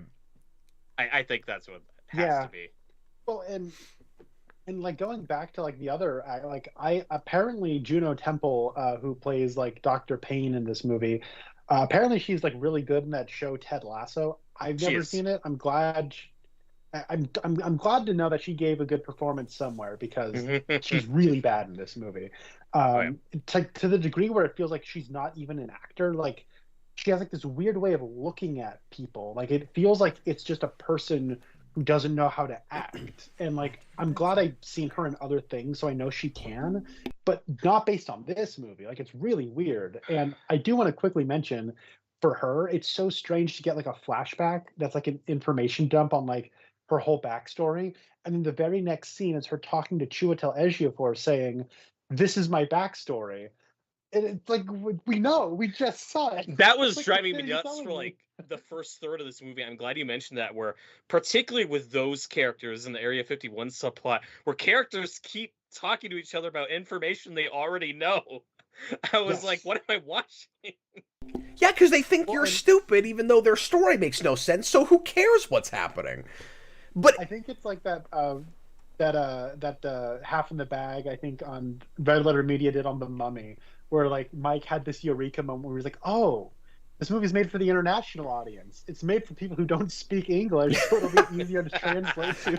this is like that because it's making more money overseas than it Yes. is here, and they know that's going to happen. God, good call. Exactly. But Connor, you were saying you're baffled that actress is actually good in things because she seems like she doesn't even know how to act in these. I mean, you guys haven't seen Michelle Yeoh in Star Trek Discovery. oh, I have not. no, Like, I've not. And no. that's a brilliant actress. She knows Mhm. what she's in that nonsense.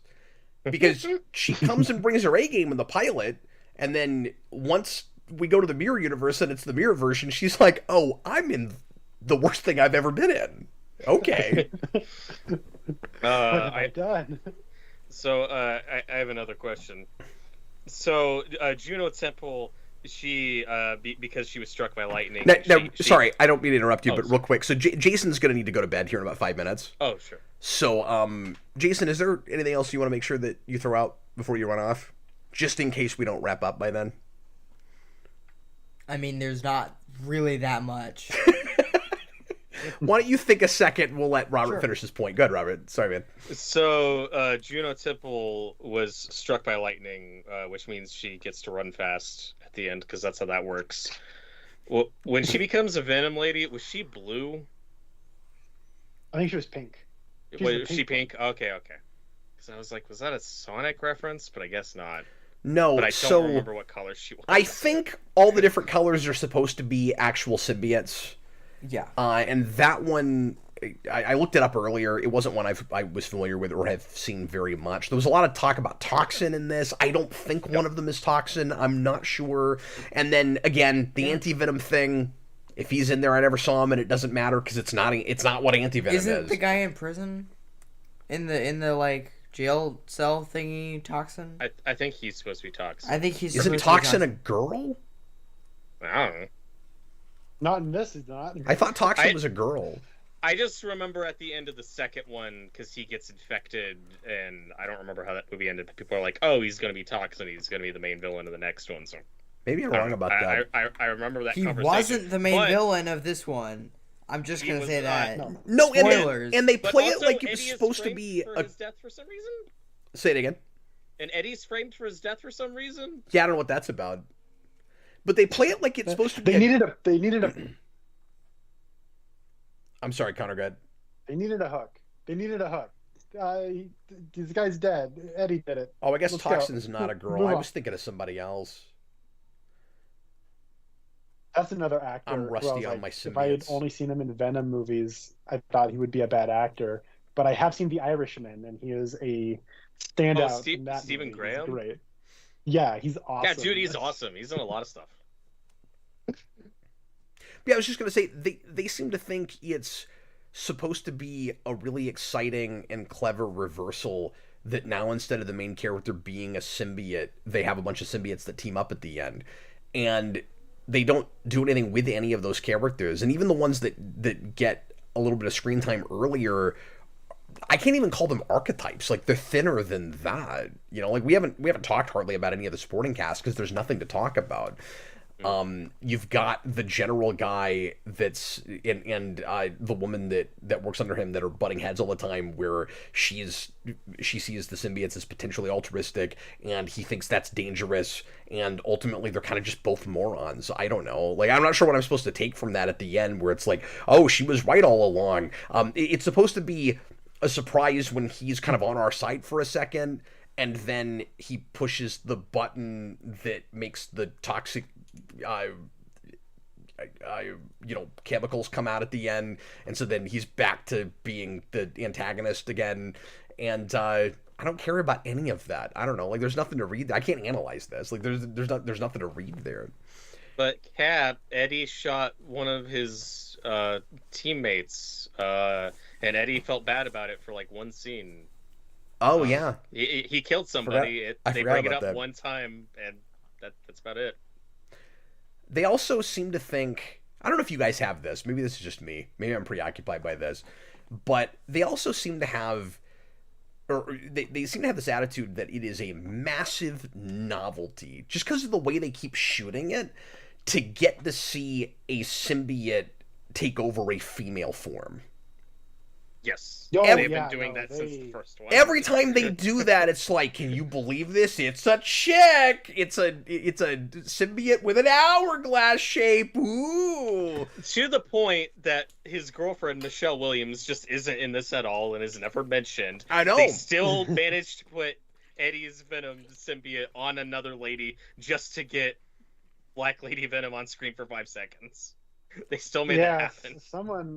Someone had a goo lady fetish. They are like, ooh. And then you get a bunch. Seriously.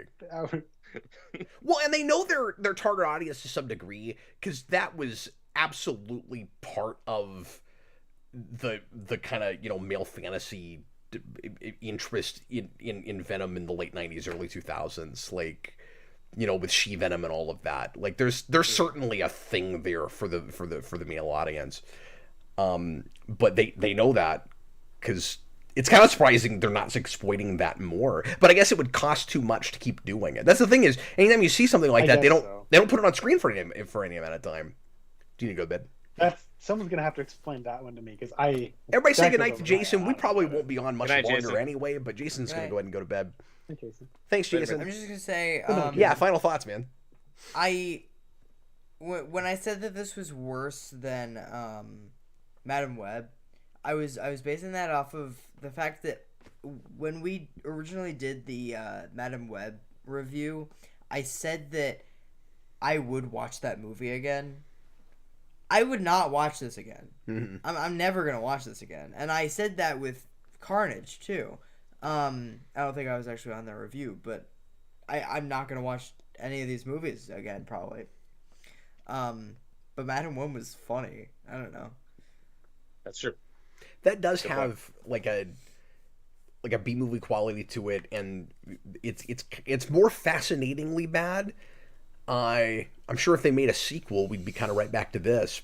But like I don't know if I can say in at all an objective way this is better or worse than that movie, and I wouldn't want to have to sit through that again. But certainly a more interesting kind of failure. But it's still, counterintuitive in some of the same ways, where it's like, how does a human being put this together? That also feels like it's made by aliens. Certainly. My bottom 3 movies of the year are the Crow remake, this in second, and then the worst I've seen is still Madam Web.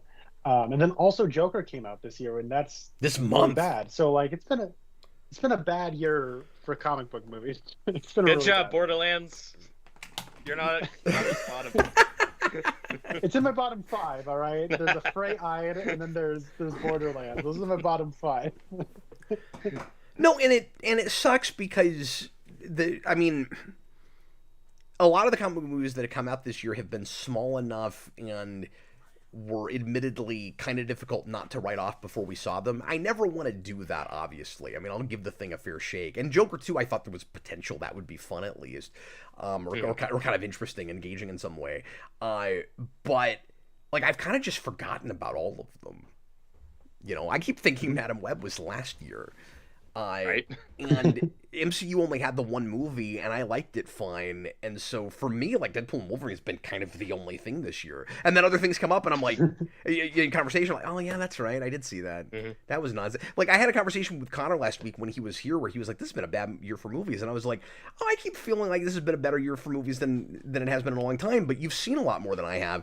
And then we started talking about stuff I saw in the theater, and I'm like, I'm only remembering the good things, which is very uncharacteristic of me. That's good. But there's those 4 or 5 things where I haven't minded reviewing more new things this year, just because I'm not expecting every time I go to the theater to flip my sign red. And when I have years like that, I just don't even want to do it, where I'm like, well, every time I sit down, it's just, this was nonsense. Why did I have to bother with that? But like the last 3 things in a row we've done have been that, I think. So, or at least 2. I forget what was between Joker 2 and The Crow. I think we did something in between that, but Transformers 1, which I really liked. Which I adored. Yeah. So I like that. Which I haven't seen that, but I don't know. I've liked a lot of movies this year. I've been batting pretty good with my theatrical experiences, except for this and Joker. At least you didn't have to go to The Crow, because Connor's right, man. That's like the trifecta. And then Madam Web is off in a league of its own, I feel like. The Crow, and Joker 2, I feel like they are kind of the same cloth in a lot of ways. No, they do. I don't know. I thought Joker 2 was more interesting. They're all anti-hero things.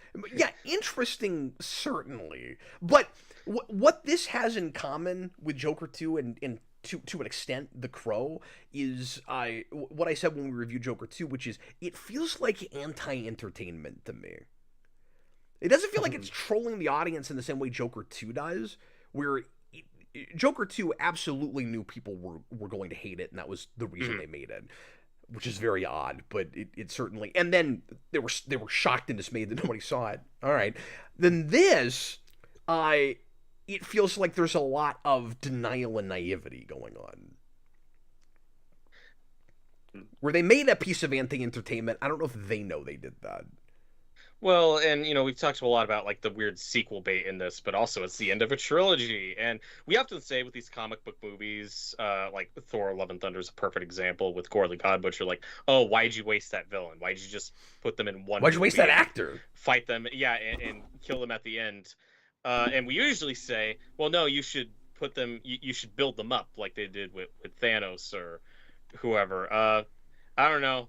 This is like the anti-version of that, where it's like, hey, look, it's Noel. He's sitting in a chair, and he does nothing, and I'm supposed to be excited, and I'm leaving this movie like, why couldn't we just have Noel at the end and have him fight him? That probably would have been a more entertaining final battle, because I don't know this character. I don't care, but the people making the movie are like, oh no, like the directors, she's like, oh no, Noel's important. Like we can't just waste him in one movie. You got to build him up from this end of our trilogy. Look, we know Noel's important because of all the scalpers on eBay that were hiking up his first appearance issue, okay? So he's gotta be in this movie. That's how we know. He's a big deal. I have a feeling a conversation something like this happened, Robert. You just made me think of this when you're so right about that. When you said, well, all he does the whole movie is sit in a chair. I have a feeling some executives were themselves sitting at chairs around a table going, when the MCU set up Thanos, like all he did every time we saw him was sit in a chair. And people got like really excited about that guy. Yeah, but Thanos at least stood up, and that was in his first one. And he smiled and everything. Yeah, and people talked about him. Like, it's funny. Like, it's almost like telling that Tom Hardy goes like, no, and then like Venom treats him like Voldemort. It's like, no, don't even say his name. That way we don't have to talk about his character or anything he can do. Like, but he's voiced by Andy Serkis, and that's cool. I wish he was in the movie. Yeah, which I had do something with him. I had to read that today to even know that was who that was supposed to be. It's but just a Stoke voice, He just came back Oh, yeah, I guess that's true. I forgot that was him too. But I guess he just came back because allegedly he had a really good time working on the second movie and wanted to make this, but he's working on Animal Farm. Like, he actually wanted to direct this, apparently. And that movie, I know you hated it, and I certainly didn't like it. Again, I thought it at least had more visual flair and style than the first one. You're right about that. It was just chopped to hell. It's more competently shot. Insane. Yeah. Like, but I don't know. Yeah, I think this might have been better if you directed it. Yeah. I can't. I feel, kind of sick to say that Venom: Let There Be Carnage would be the best of anything. But it might be the best Venom movie. I'd have to rewatch all these to say, and I don't want to. But I don't want to do that either. Yeah. Yeah, the first movie was just, like, stupid and not what I would want from that, and, like everybody said, forever, like, locked at a weird time made by people that have learned nothing from the progression of superhero films, and was just made as kind of a dark but not very dark comedy. That second movie, Connor, I found, like, oppressive. Mm-hmm. Like, I can at least see why people had fun with that first movie, and I did a little bit. But then that second movie, there was just, like, nothing to grab onto. And I remember you talking about going to see it, how there was, like, a little kid in the theater who was just terrified, and the people, like, the family she was with were laughing at her, like, being all sad and scared. And that didn't help the oppressive part. Ever. I forgot about that. Yeah, that's a potentially freaky movie for a little kid. It's really unfortunate. No, you take the kid out. Yep. That's the main reason. Well, maybe not that. Okay, that's hyperbolic. That's one of the reasons that I'm really sympathetic with and am sad when Thomas Wayne dies in Batman Begins. Because when his kid was too scared at the opera, he picked him up and he left, which is what you do. Yep. I'm going to get off my soapbox now. No, I agree. Hey, I started to ask this question earlier. Why, what is the understanding that the world at large has about what Venom is? Because you have this hippie guy that's like in denial about aliens and wants to believe, he's Mulder. He wants to believe that they're real. And I'm like, I think it's just common understood fact in your world that aliens exist. Like, unless people know about Venom, but they don't know he's an alien. Because you got the stupid thing with Kraven where he pretends like he's Venom, and they did that in the trailer, and then it is in the movie where he's like, we are Venom, and I'm like, well, now wait a minute. Venom's common knowledge. Oh, yeah. You mean Morbius, not Kraven, but... Sorry, I meant Morbius, yeah. But Morbius is like, we are Venom, and I'm like, okay, so he's common knowledge then. So how do you live in... And then the government knows about aliens, and they're dealing with them, with the symbiotes, but they're shutting down Area 51. Why? Well, that's because they have Area 55 underground, below Area 51. Yeah, well, I wondered if that was the idea where they're like, we're going to pretend like we don't have this place anymore, so nobody will guess that we're working on this thing underground. But then that kind of begs the question as to why Area 51 was ever above ground and people are familiar with it and know it's there. Like, why wouldn't you have done that much earlier? Is the idea that Area 51 never dealt with aliens until later when the symbiotes happened? Like, what happened in 47 then? Well, my question then is, if you're going to do an underground facility, why don't you place it a very long ways away, distance-wise, from Area 51? Like, if you don't, people least expect it. Area 50, hiding in plain sight. Put it beneath, like, Disneyland or something. I don't know. Oh, don't tease me with that. Like, imagine all the symbiote stuff running amok at the end of this movie at Disneyland. Immediately better movie. Imagine that sounds awesome. Yeah, they're like riding the Dumbo ride. Yeah, it'd be great. imagine them the anywhere Haunted else. I Mansion. mean, like having this climax take place in the parking lot of Taco Bell would have been more interesting than what they did. Like Somebody- the only franchise that I can think of that's worse at locations than Venom is Transformers. Oh. And this ain't gonna put them in the desert, because they're not gonna work that hard on the CGI to have it in broad friggin' daylight. No, sir. Also, they're Oh, really I also thought the special inconsistent. effects looked worse here. Well, they're really. I was gonna say they're inconsistent with it, with the realism of the CG, because there's a couple places where the Venom face looks great, and right next to that, right before, right after, will be some other big CG special effects shot that looks god awful. Yeah, I think this probably has the weakest visual effects of the trilogy. I don't know. If that Oh, has to do with, definitely. the It's on the level of special effects Aquaman pipeline 2. or something.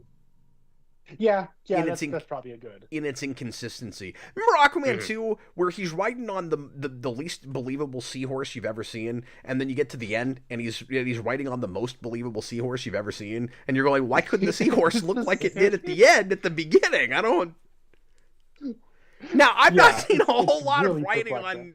on CG seahorses, but I can imagine them looking better than that. And then we got to the end, and it did, and I don't understand that.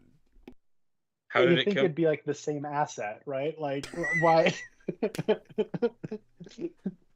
What looked better, Aquaman seahorse or Venom horse? See, I think the Venom horse looks okay, and to be fair, that is broad daylight, so good on them for that. But they put every frame of it in the trailer. Yep.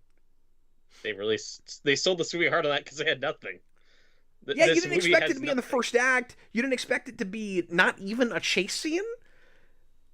Like, you remember that scene in Yeah, it's you not- remember that scene in Ghost Rider, where like the old man Ghost Rider gets with Johnny Blaze, and they just and they get the Ghost Riders in the Sky Song, and it's kick ass, and then they ride in a awesome. straight line, and then they stop, and then he goes, all right, I can't go any farther than this, son, and then he just leaves.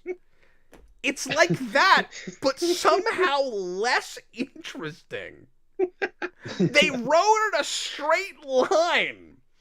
That was also, incidentally, an effect that had to do with morphing a horse. Just want to throw that out there. Before I forget, can I mention something that embarrassing that happened when I saw this movie? Yeah. Do you guys by all remember? means. Do you guys remember the big hero moment when hippie dad, for some reason, teleports back to the climax and like shoots the Yes. monster with the bazooka? That's his big hero. One person in my theater clapped, Wow. and it was very awkward and very funny. It was the I most don't want to be pitiful. unkind. I'm just cheering trying to clap I've ever imagine, heard. because I know like everybody's in a different place in their life and has different experiences, and I can't understand why people latch on to things I don't sometimes. But I'm just trying to imagine the series of events in your life that have to lead you to be that engaged and emotionally connected to this material. It was also kind of funny when he's like, I'm not after he trying to be does an that- asshole, but like I can't see it. I don't. Anyway, I'm sorry. Go ahead, Connor. It was really funny after that is when he's running back after the bus, and it's like, come on, hurry, you can make it. It's like, or you could just like hit the brakes. It is I'm so confused bad. by this whole setup. Yeah, just logistically, the way they keep trying to get that family involved in this climax, because we need stakes, we need tension. Like, stop it.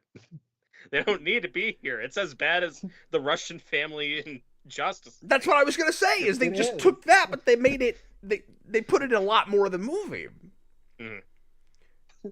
Let me read a couple comments. Nicholas Bodo, Null looks like he would be at home in the 90s, and that's not an insult. Do you guys Yes. think this movie should have had Null's chaotic cosmic energy with him as an active presence? Well, I mean, all I he would've does is liked sit in a anything. chair, like anything. They went Well, we know he's got that forehead thing, so we'll show that for 3 seconds at the beginning. And then that's what they did. Also, do you have this thought, Robert? Why, if you can send that many of those creatures, why didn't you just lead with that? Right. Like, he sends a creature and he keeps chasing him. Like, did I miss something? Could he not just open a bunch of portals? The one finds Venom and is tracking it, and then at the end it like calls all the others. Oh, okay. I think that's why the pawns go first. Yeah, why didn't the creature just do that at the beginning? It's like, look, there's a Kodak. Like, let's all zero in on it, guys. Why did he wait till the end to do that? I thought it was Codex, but I'll call it Kodak. Oh, why don't you? And again, it's the same thing as Man of Steel, all the way down to we want to take over the whole planet and get rid of all the humans. And I mean, they're not going to terraform it, but it might as well be that. I thought they were just hunting symbiotes, but I don't remember this movie. I saw this 2 days ago. There was some line toward the beginning about wiping out the population, but like the first movie has that too. I don't know why Null waited till now to do this, like, because Venom would have gotten the Kodaks again retroactively, but like months ago, right? Yeah, yeah. How does Noel know there's a Codex? Time works differently there. Yeah, this is the ultimate like, why now thing. Like, again, I might be missing something because this is so convoluted and I'm not remotely invested. I don't care. Yeah, I watched 5 movies in the last 3 days, so I've seen 2 movies since this movie, and I don't. Well, that's why you're in a better. That's why you're in a better mood than me, Connor. Well, and Cav, yeah. I'm glad you mentioned that. Oh, sorry, Connor. I was just gonna say, like, I saw Smile 2, that was not terrible, so that surprised me. And I watched Saint Maud, that was like Taxi Driver for religious women, so that was kind of interesting. I like that. I need to watch that. I mean, you being a religious woman, I'm sure you really appreciated that. I said good for her. I clapped. It was great. But yeah, no, it's.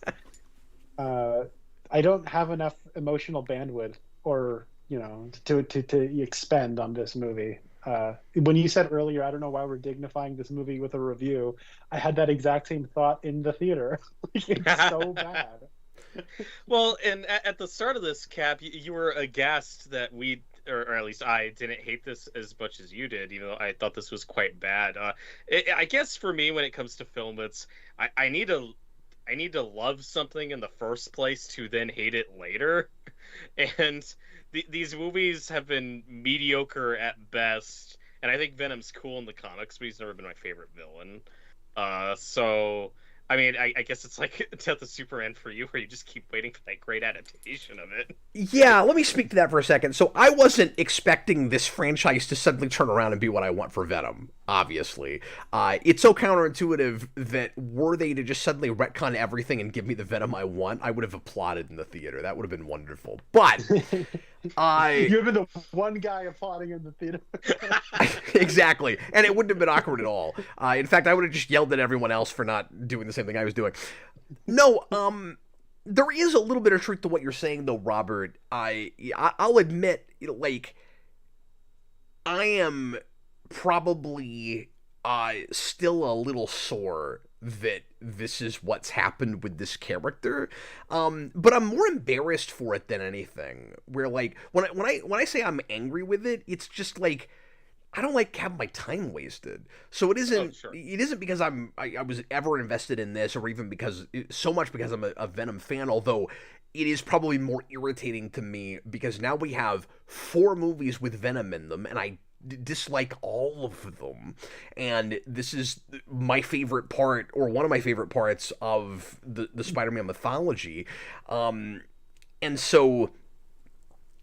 also a little bit worried that they're gonna keep making these, and they're gonna, because if they do this to Agent Venom, it's going to be hard for me to even go, even though I always review this stuff. But with respect, Robert, I think part of it too is just like my job is stupid, and like I've made this the thing I do, and I could have skipped this if I didn't do the YouTube thing. You know, and I was pretty sure this was more or less what this would be, and was hoping I was wrong. But I'm 10 minutes in going, God, there's 50 other things I could be doing right now. You know what I mean? And so it's just, it's super irritating to me because I've kind of made my bed with this. I don't feel like I have a choice. I have to go see these and talk about them. And people like, you know, watching me torture myself. But, so I don't know. Like that's why I can't help but just be you know, kind of angry with this kind of thing where they didn't even try is the thing. I mean, like I said, it's D- material. They're not even trying. There's at least some things with that first movie where I'm like, well, there was a germ of an idea here. There was probably a half decent screenplay that was cut up to hell at some point. This never had that. Clearly. Yeah, because like you said, when I think of movies that I despise, you know, like Terminator Dark Fate or Exorcist Believer, like those are movies that really pissed me off because, you know, they're building off of stuff I actually love and really care about. And, you know, you mentioned being embarrassed. That's how I felt watching The Flash. Is that a better movie than this? Like, probably, but I was embarrassed in that movie. Me like, that too. Was a miserable experience. But I'm also maybe because I'm more invested in that material. Like I said, this for me was just boring and annoying, and then it was over. But so, like, I don't know. Again, this is not good. I'm not and again, it didn't help that we had to do it the same month as Joker 2. Sure. And again, speaking for myself, I would gladly rewatch Joker 2 over this. I know to you it's anti-art or anti-entertainment, and I was like, well, I enjoyed parts of it. This I didn't get anything out of. I know it's been a pretty bad year when Joker 2 is not in my bottom 10 of the year. Wow. It's been pretty rough. That's incorrect, Connor. You need to just forget a few movies, okay? Just pretend like you didn't see them. If I could forget Horizon and American Saga Chapter 1, I would be yes, please, neuralize me. I want to forget that. But yeah, Robert, Strangers Chapter 1. And the last movie I saw was Terrifier 3, so I'm still riding that high because that was a great time. Like I've been batting pretty well with my theatrical experiences. Sorry, Cap, you were saying. Oh no, you're fine. Like I don't mean to get, you know, selfish about it and get too in the weeds with you know, with my world, but like it's more irritating because I have to talk about it. Yeah, so like, you know, you make this as fun for the audience as you can, but the whole thing feels like a waste of time. And I don't know why we've been talking about this for 2 hours, except you guys are hilarious and you had a lot of funny things that you thought of. So I'm glad we did that. I think we got some good yucks out of this one, if nothing else. Yeah. You know, like even when Jayson was here, he got some good licks in. Like this was a lot more entertaining than I thought it would be because, I mean, I love talking to you guys and all. I was low key dreading this. Yeah. So thank you for making it at least a good time. No, so was I. But I had that with Joker too, and we did that for 3 hours. 1 hour to go. Yeah. We can hit it. We can top it. No. Please, I love you guys, but no. No. Shut it off. What else did we talk about? Is there any aspect of this you guys want to hit real quick before we finish up? I'm good. We mentioned the post-credit scenes, but like Venom, a piece of him is still out there, so they'll bring him back, I guess. Like I said, I think they're gonna use that for Agent Venom. And that's what sucks is because I was wondering about that. Like, okay, do they get Tom Hardy back? But no, that's probably what they do. And they could sucks. Forget about the retcon they did and use the piece from No Way Home as a way to do Agent Venom in MCU. That's not what they'll do. They'll make it this. Well, and I don't know if I want MCU Agent Venom, Flash Thompson anyway, but I don't trust Sony. Just to really make this the worst experience ever for Cap, they're going to get Sam Worthington, and he's going to be Flash Thompson. He will be Agent Venom. And you know what they'll make 5 Avatar jokes. Well, and you know what they'll do, Connor? They'll make it Agent Venom versus some other stupid symbiote, you know, or Yeah, like probably. Yeah. no will show up at some point, but he'll just fight symbiotes first. They'll do another trilogy, and they won't do a full on fight with Nolan until the end of it. But they won't even give us Jack-o'-lantern or anything. You know, there's no way they'll do like a real honest to god costumed villain in one of these. Mm-hmm. Nah.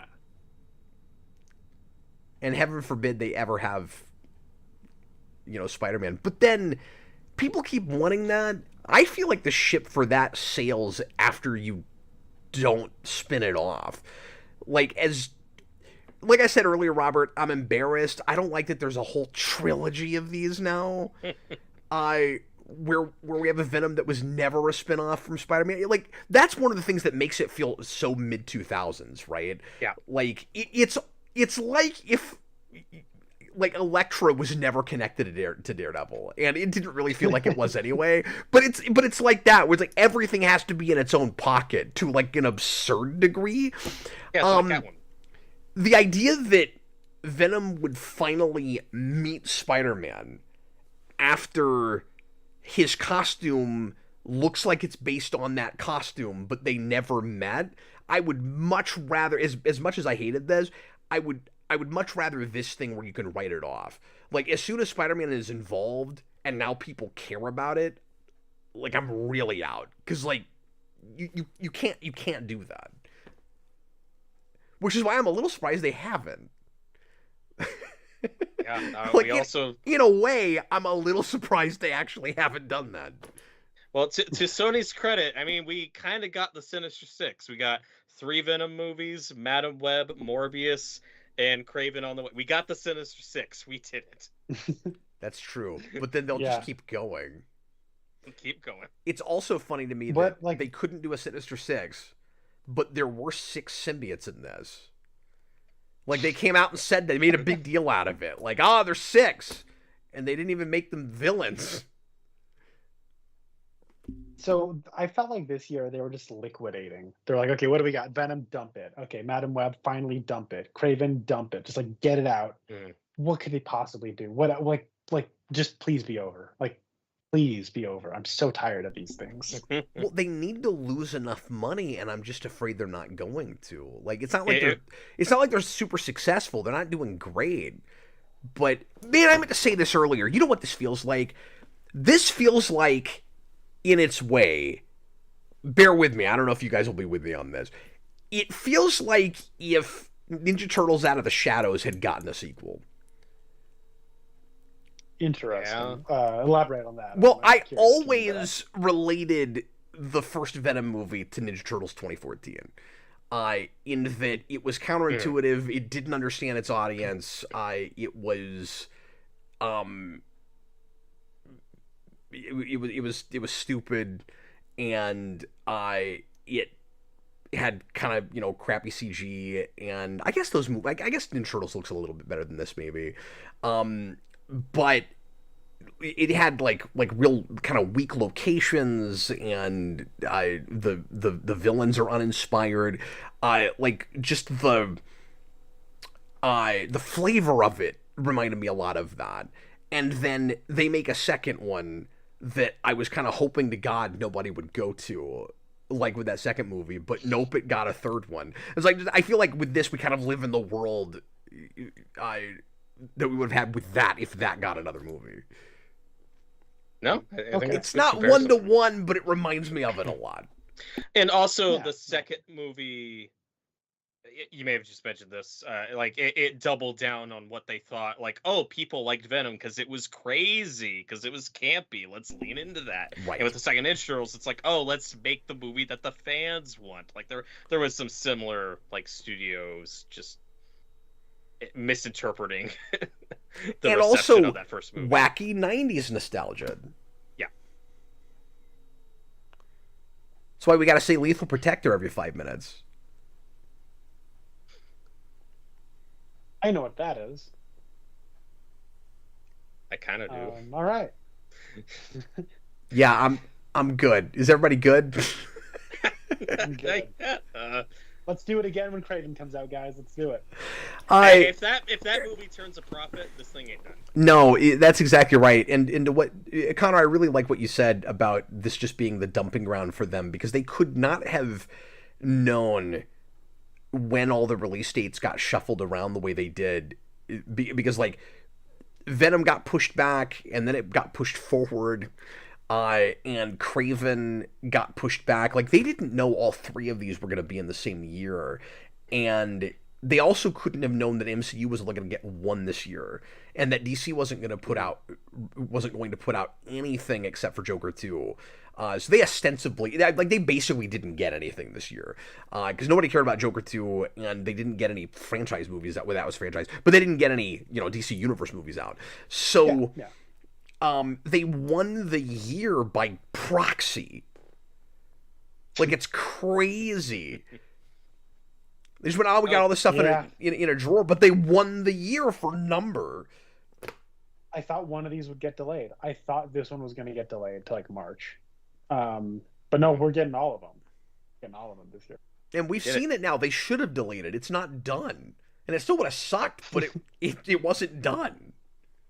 Can I make another franchise comparison to your Ninja Turtle point? Yeah, I mean, I can't promise that I won't hit the end button while you're talking, but no, I'm just kidding. Go ahead.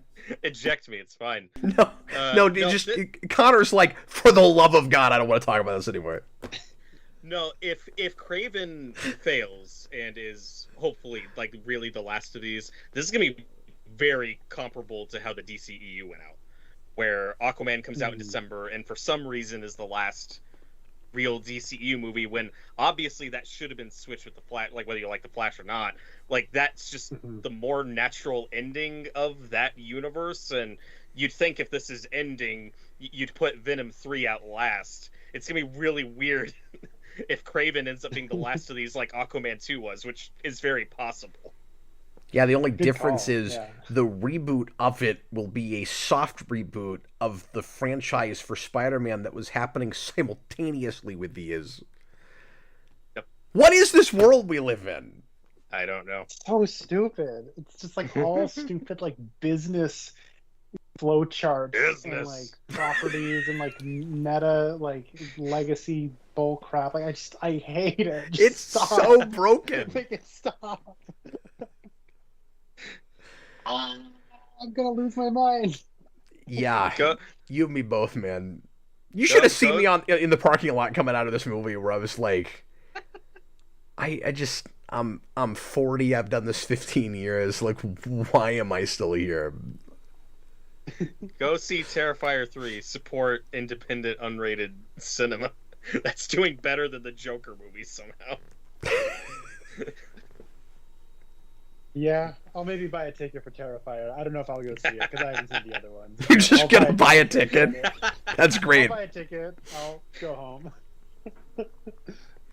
Push EDX, but then Sony will try again. Yeah, like, they got no shame, and they're obsessed with their ownership of this property. Yep.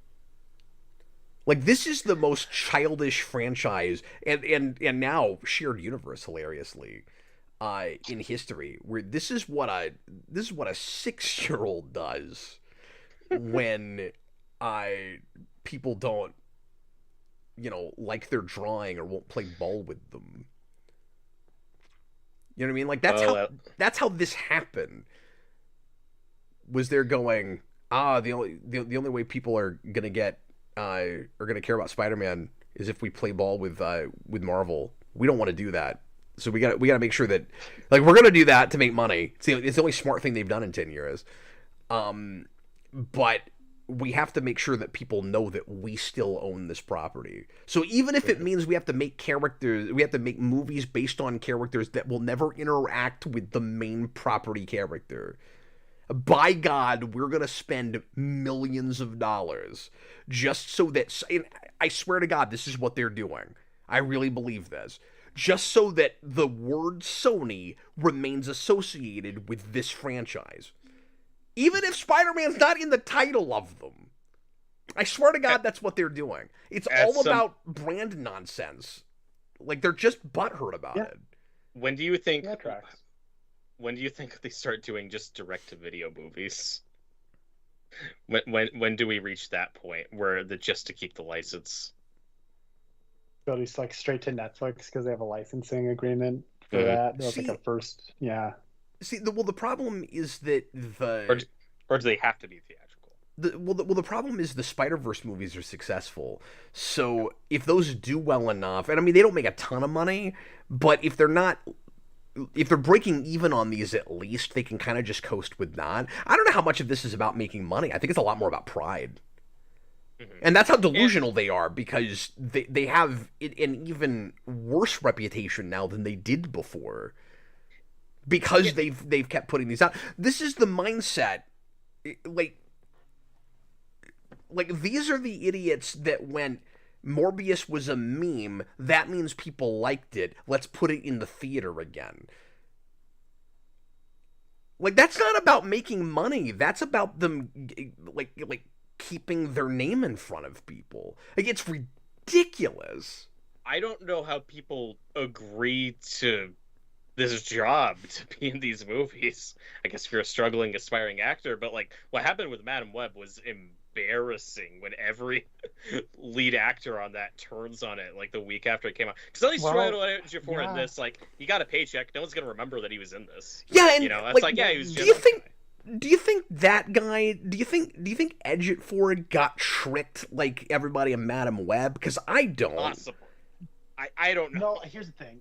Actually, to your point there, Robert, like I know like Sydney Sweeney basically just like was in Madam Web, and then she used that as a means of like trying, because she's producing a remake of Barbarella that she's also starring in, and like I guess Edgar Wright is attached to direct that. I guess she basically probably was just like, okay, and that's happening at Sony, so she probably just used Madam Web as a bargaining chip to get to that place. And maybe that's what all these actors are doing, is like, fine, we all know this is like a racket. Maybe that's like what these, she like, did at the end of the Sony day, but Spider-Verse movie. when she first got cast for that, she clearly thought it was MCU, though. No, I think I think you're thinking of Dakota Johnson. I think she was the one who was tricked into thinking it was MCU. Because Sydney Sweeney also. Who were you talking? I guess I don't know who that is. Who are we talking about right now? She's the blonde one. Sydney Sweeney plays Carpenter. Well, she plays the redheaded one. Oh, okay, okay. Yeah. But I'm right about the main actress in that. Yes. Yes. Yeah. I got you. Dakota Johnson got tricked. I think she got tricked. She got totally tricked. And Sydney, I also heard that she just used that job to help pay for Immaculate, because she also produced that. That's what I heard. Yeah, no, it sounds like and she's Immaculate's kind of being great. more savvy about it. That's smart. I can't judge that. Yeah, I hope Chiwetel Ejiofor is just like doing this and then going to Steve McQueen and being like, okay, put me in another Best Picture winner, buddy. Please. Let's do this. He does not have the career he deserves. But it's nice to see him in things. No, he doesn't. What's weird is I feel like he gets all of the roles that Idris Elba rejects. Yeah, Idris Elba's too busy replacing Will Smith in all of his roles. And and Idris Elba is also in a lot of bad movies. And like he's thought of as a bigger star, but he and Ejiofor have a weirdly similar career. Even though Idris Elba is in like some bigger things, but they both have like big mistakes. They're both like the villain actor that lesser movies that wish they were a bigger deal keep going to. Like they both do that. Yeah. Well, and Idris Elba, like a lot of his leading role stuff are things that usually bomb. Like, I mean, like the Suicide Squad was beloved, and granted that was a mid-COVID movie, but still, you know, like that didn't do well financially. Yeah, and I'm telling you, if he hadn't taken that role, they would have gone to Ejiofor. Like, I think that would have happened with the last Star Trek movie. I think if Idris Elba hadn't taken that, it would have been Ejiofor. Yeah, and lest we forget, Elba was the lead in the Dark Tower movie, and we know how that turned out. Yeah. No, I was thinking about that too. Point. Yeah, no. And if at least he got Marvel checks. I could absolutely see the version of that movie where Chiwetel Ejiofor is the lead. And they're both English, so I don't think they're SAG members. So oh man, that's probably part of it too. That's probably part of it. Anyways. Do you guys remember when Across the Spider-Verse came out? And at least this is how I felt. Was like, Are well, you you gonna know, ever let me finish this? Like, turn the stream off? Because no. Uh, I'm just kidding. Go okay, ahead. this is my last point. No, you're good. You're good. I feel like when Across the Spider-Verse came out, we were like, you know what, Sony, you can make your crappy villain movies. If we keep getting these, we're good.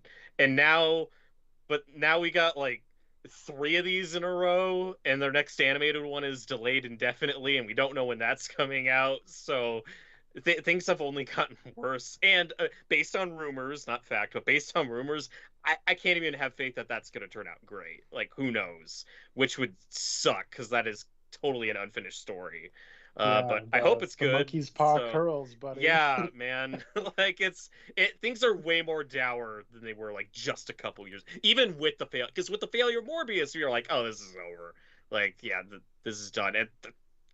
Now things have gotten worse. So I'm telling you, it's not about making money.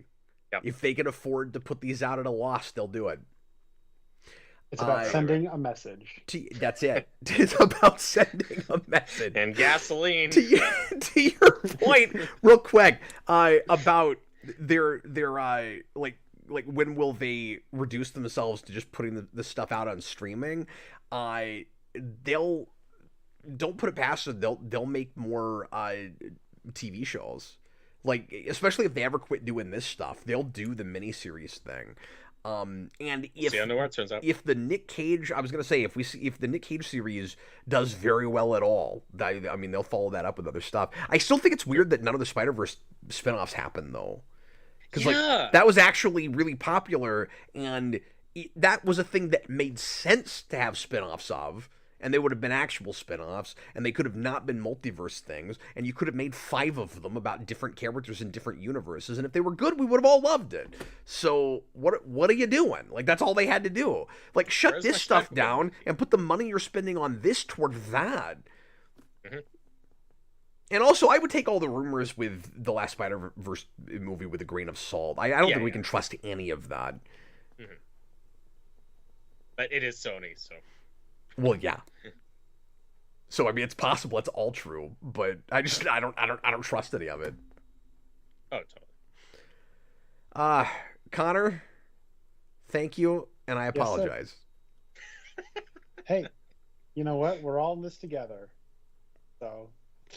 Yeah, plus GDX, I know they're making a Nora show. That's what I was talking about with Nick Cage, but I don't consider that a spinoff of the Spider-Verse movie. It's live action, and I mean, like, I know it's the same actor, but that wasn't. And like, maybe they'll retroactively decide, or not retroactively, maybe they'll decide that's what that is. But I'm talking about all the things they announced right after Spider-Verse. Like, there were a bunch of animated projects that were announced that were supposed to happen, and Noir was never one of them. That was a later thing.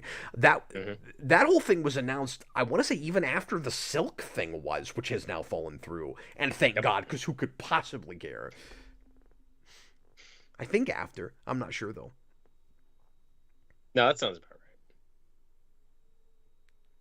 Anyway, thank you guys. Appreciate you being here. Robert, I don't know how you forced this 20 minutes past 2 hours, but I'm going to give you all the credit for that. It's why I'm here. We're going to get going. Thanks for being here. Bye, everybody. We are Venom. I think you're Dr. Claw, actually, but That is correct. Bye, everybody.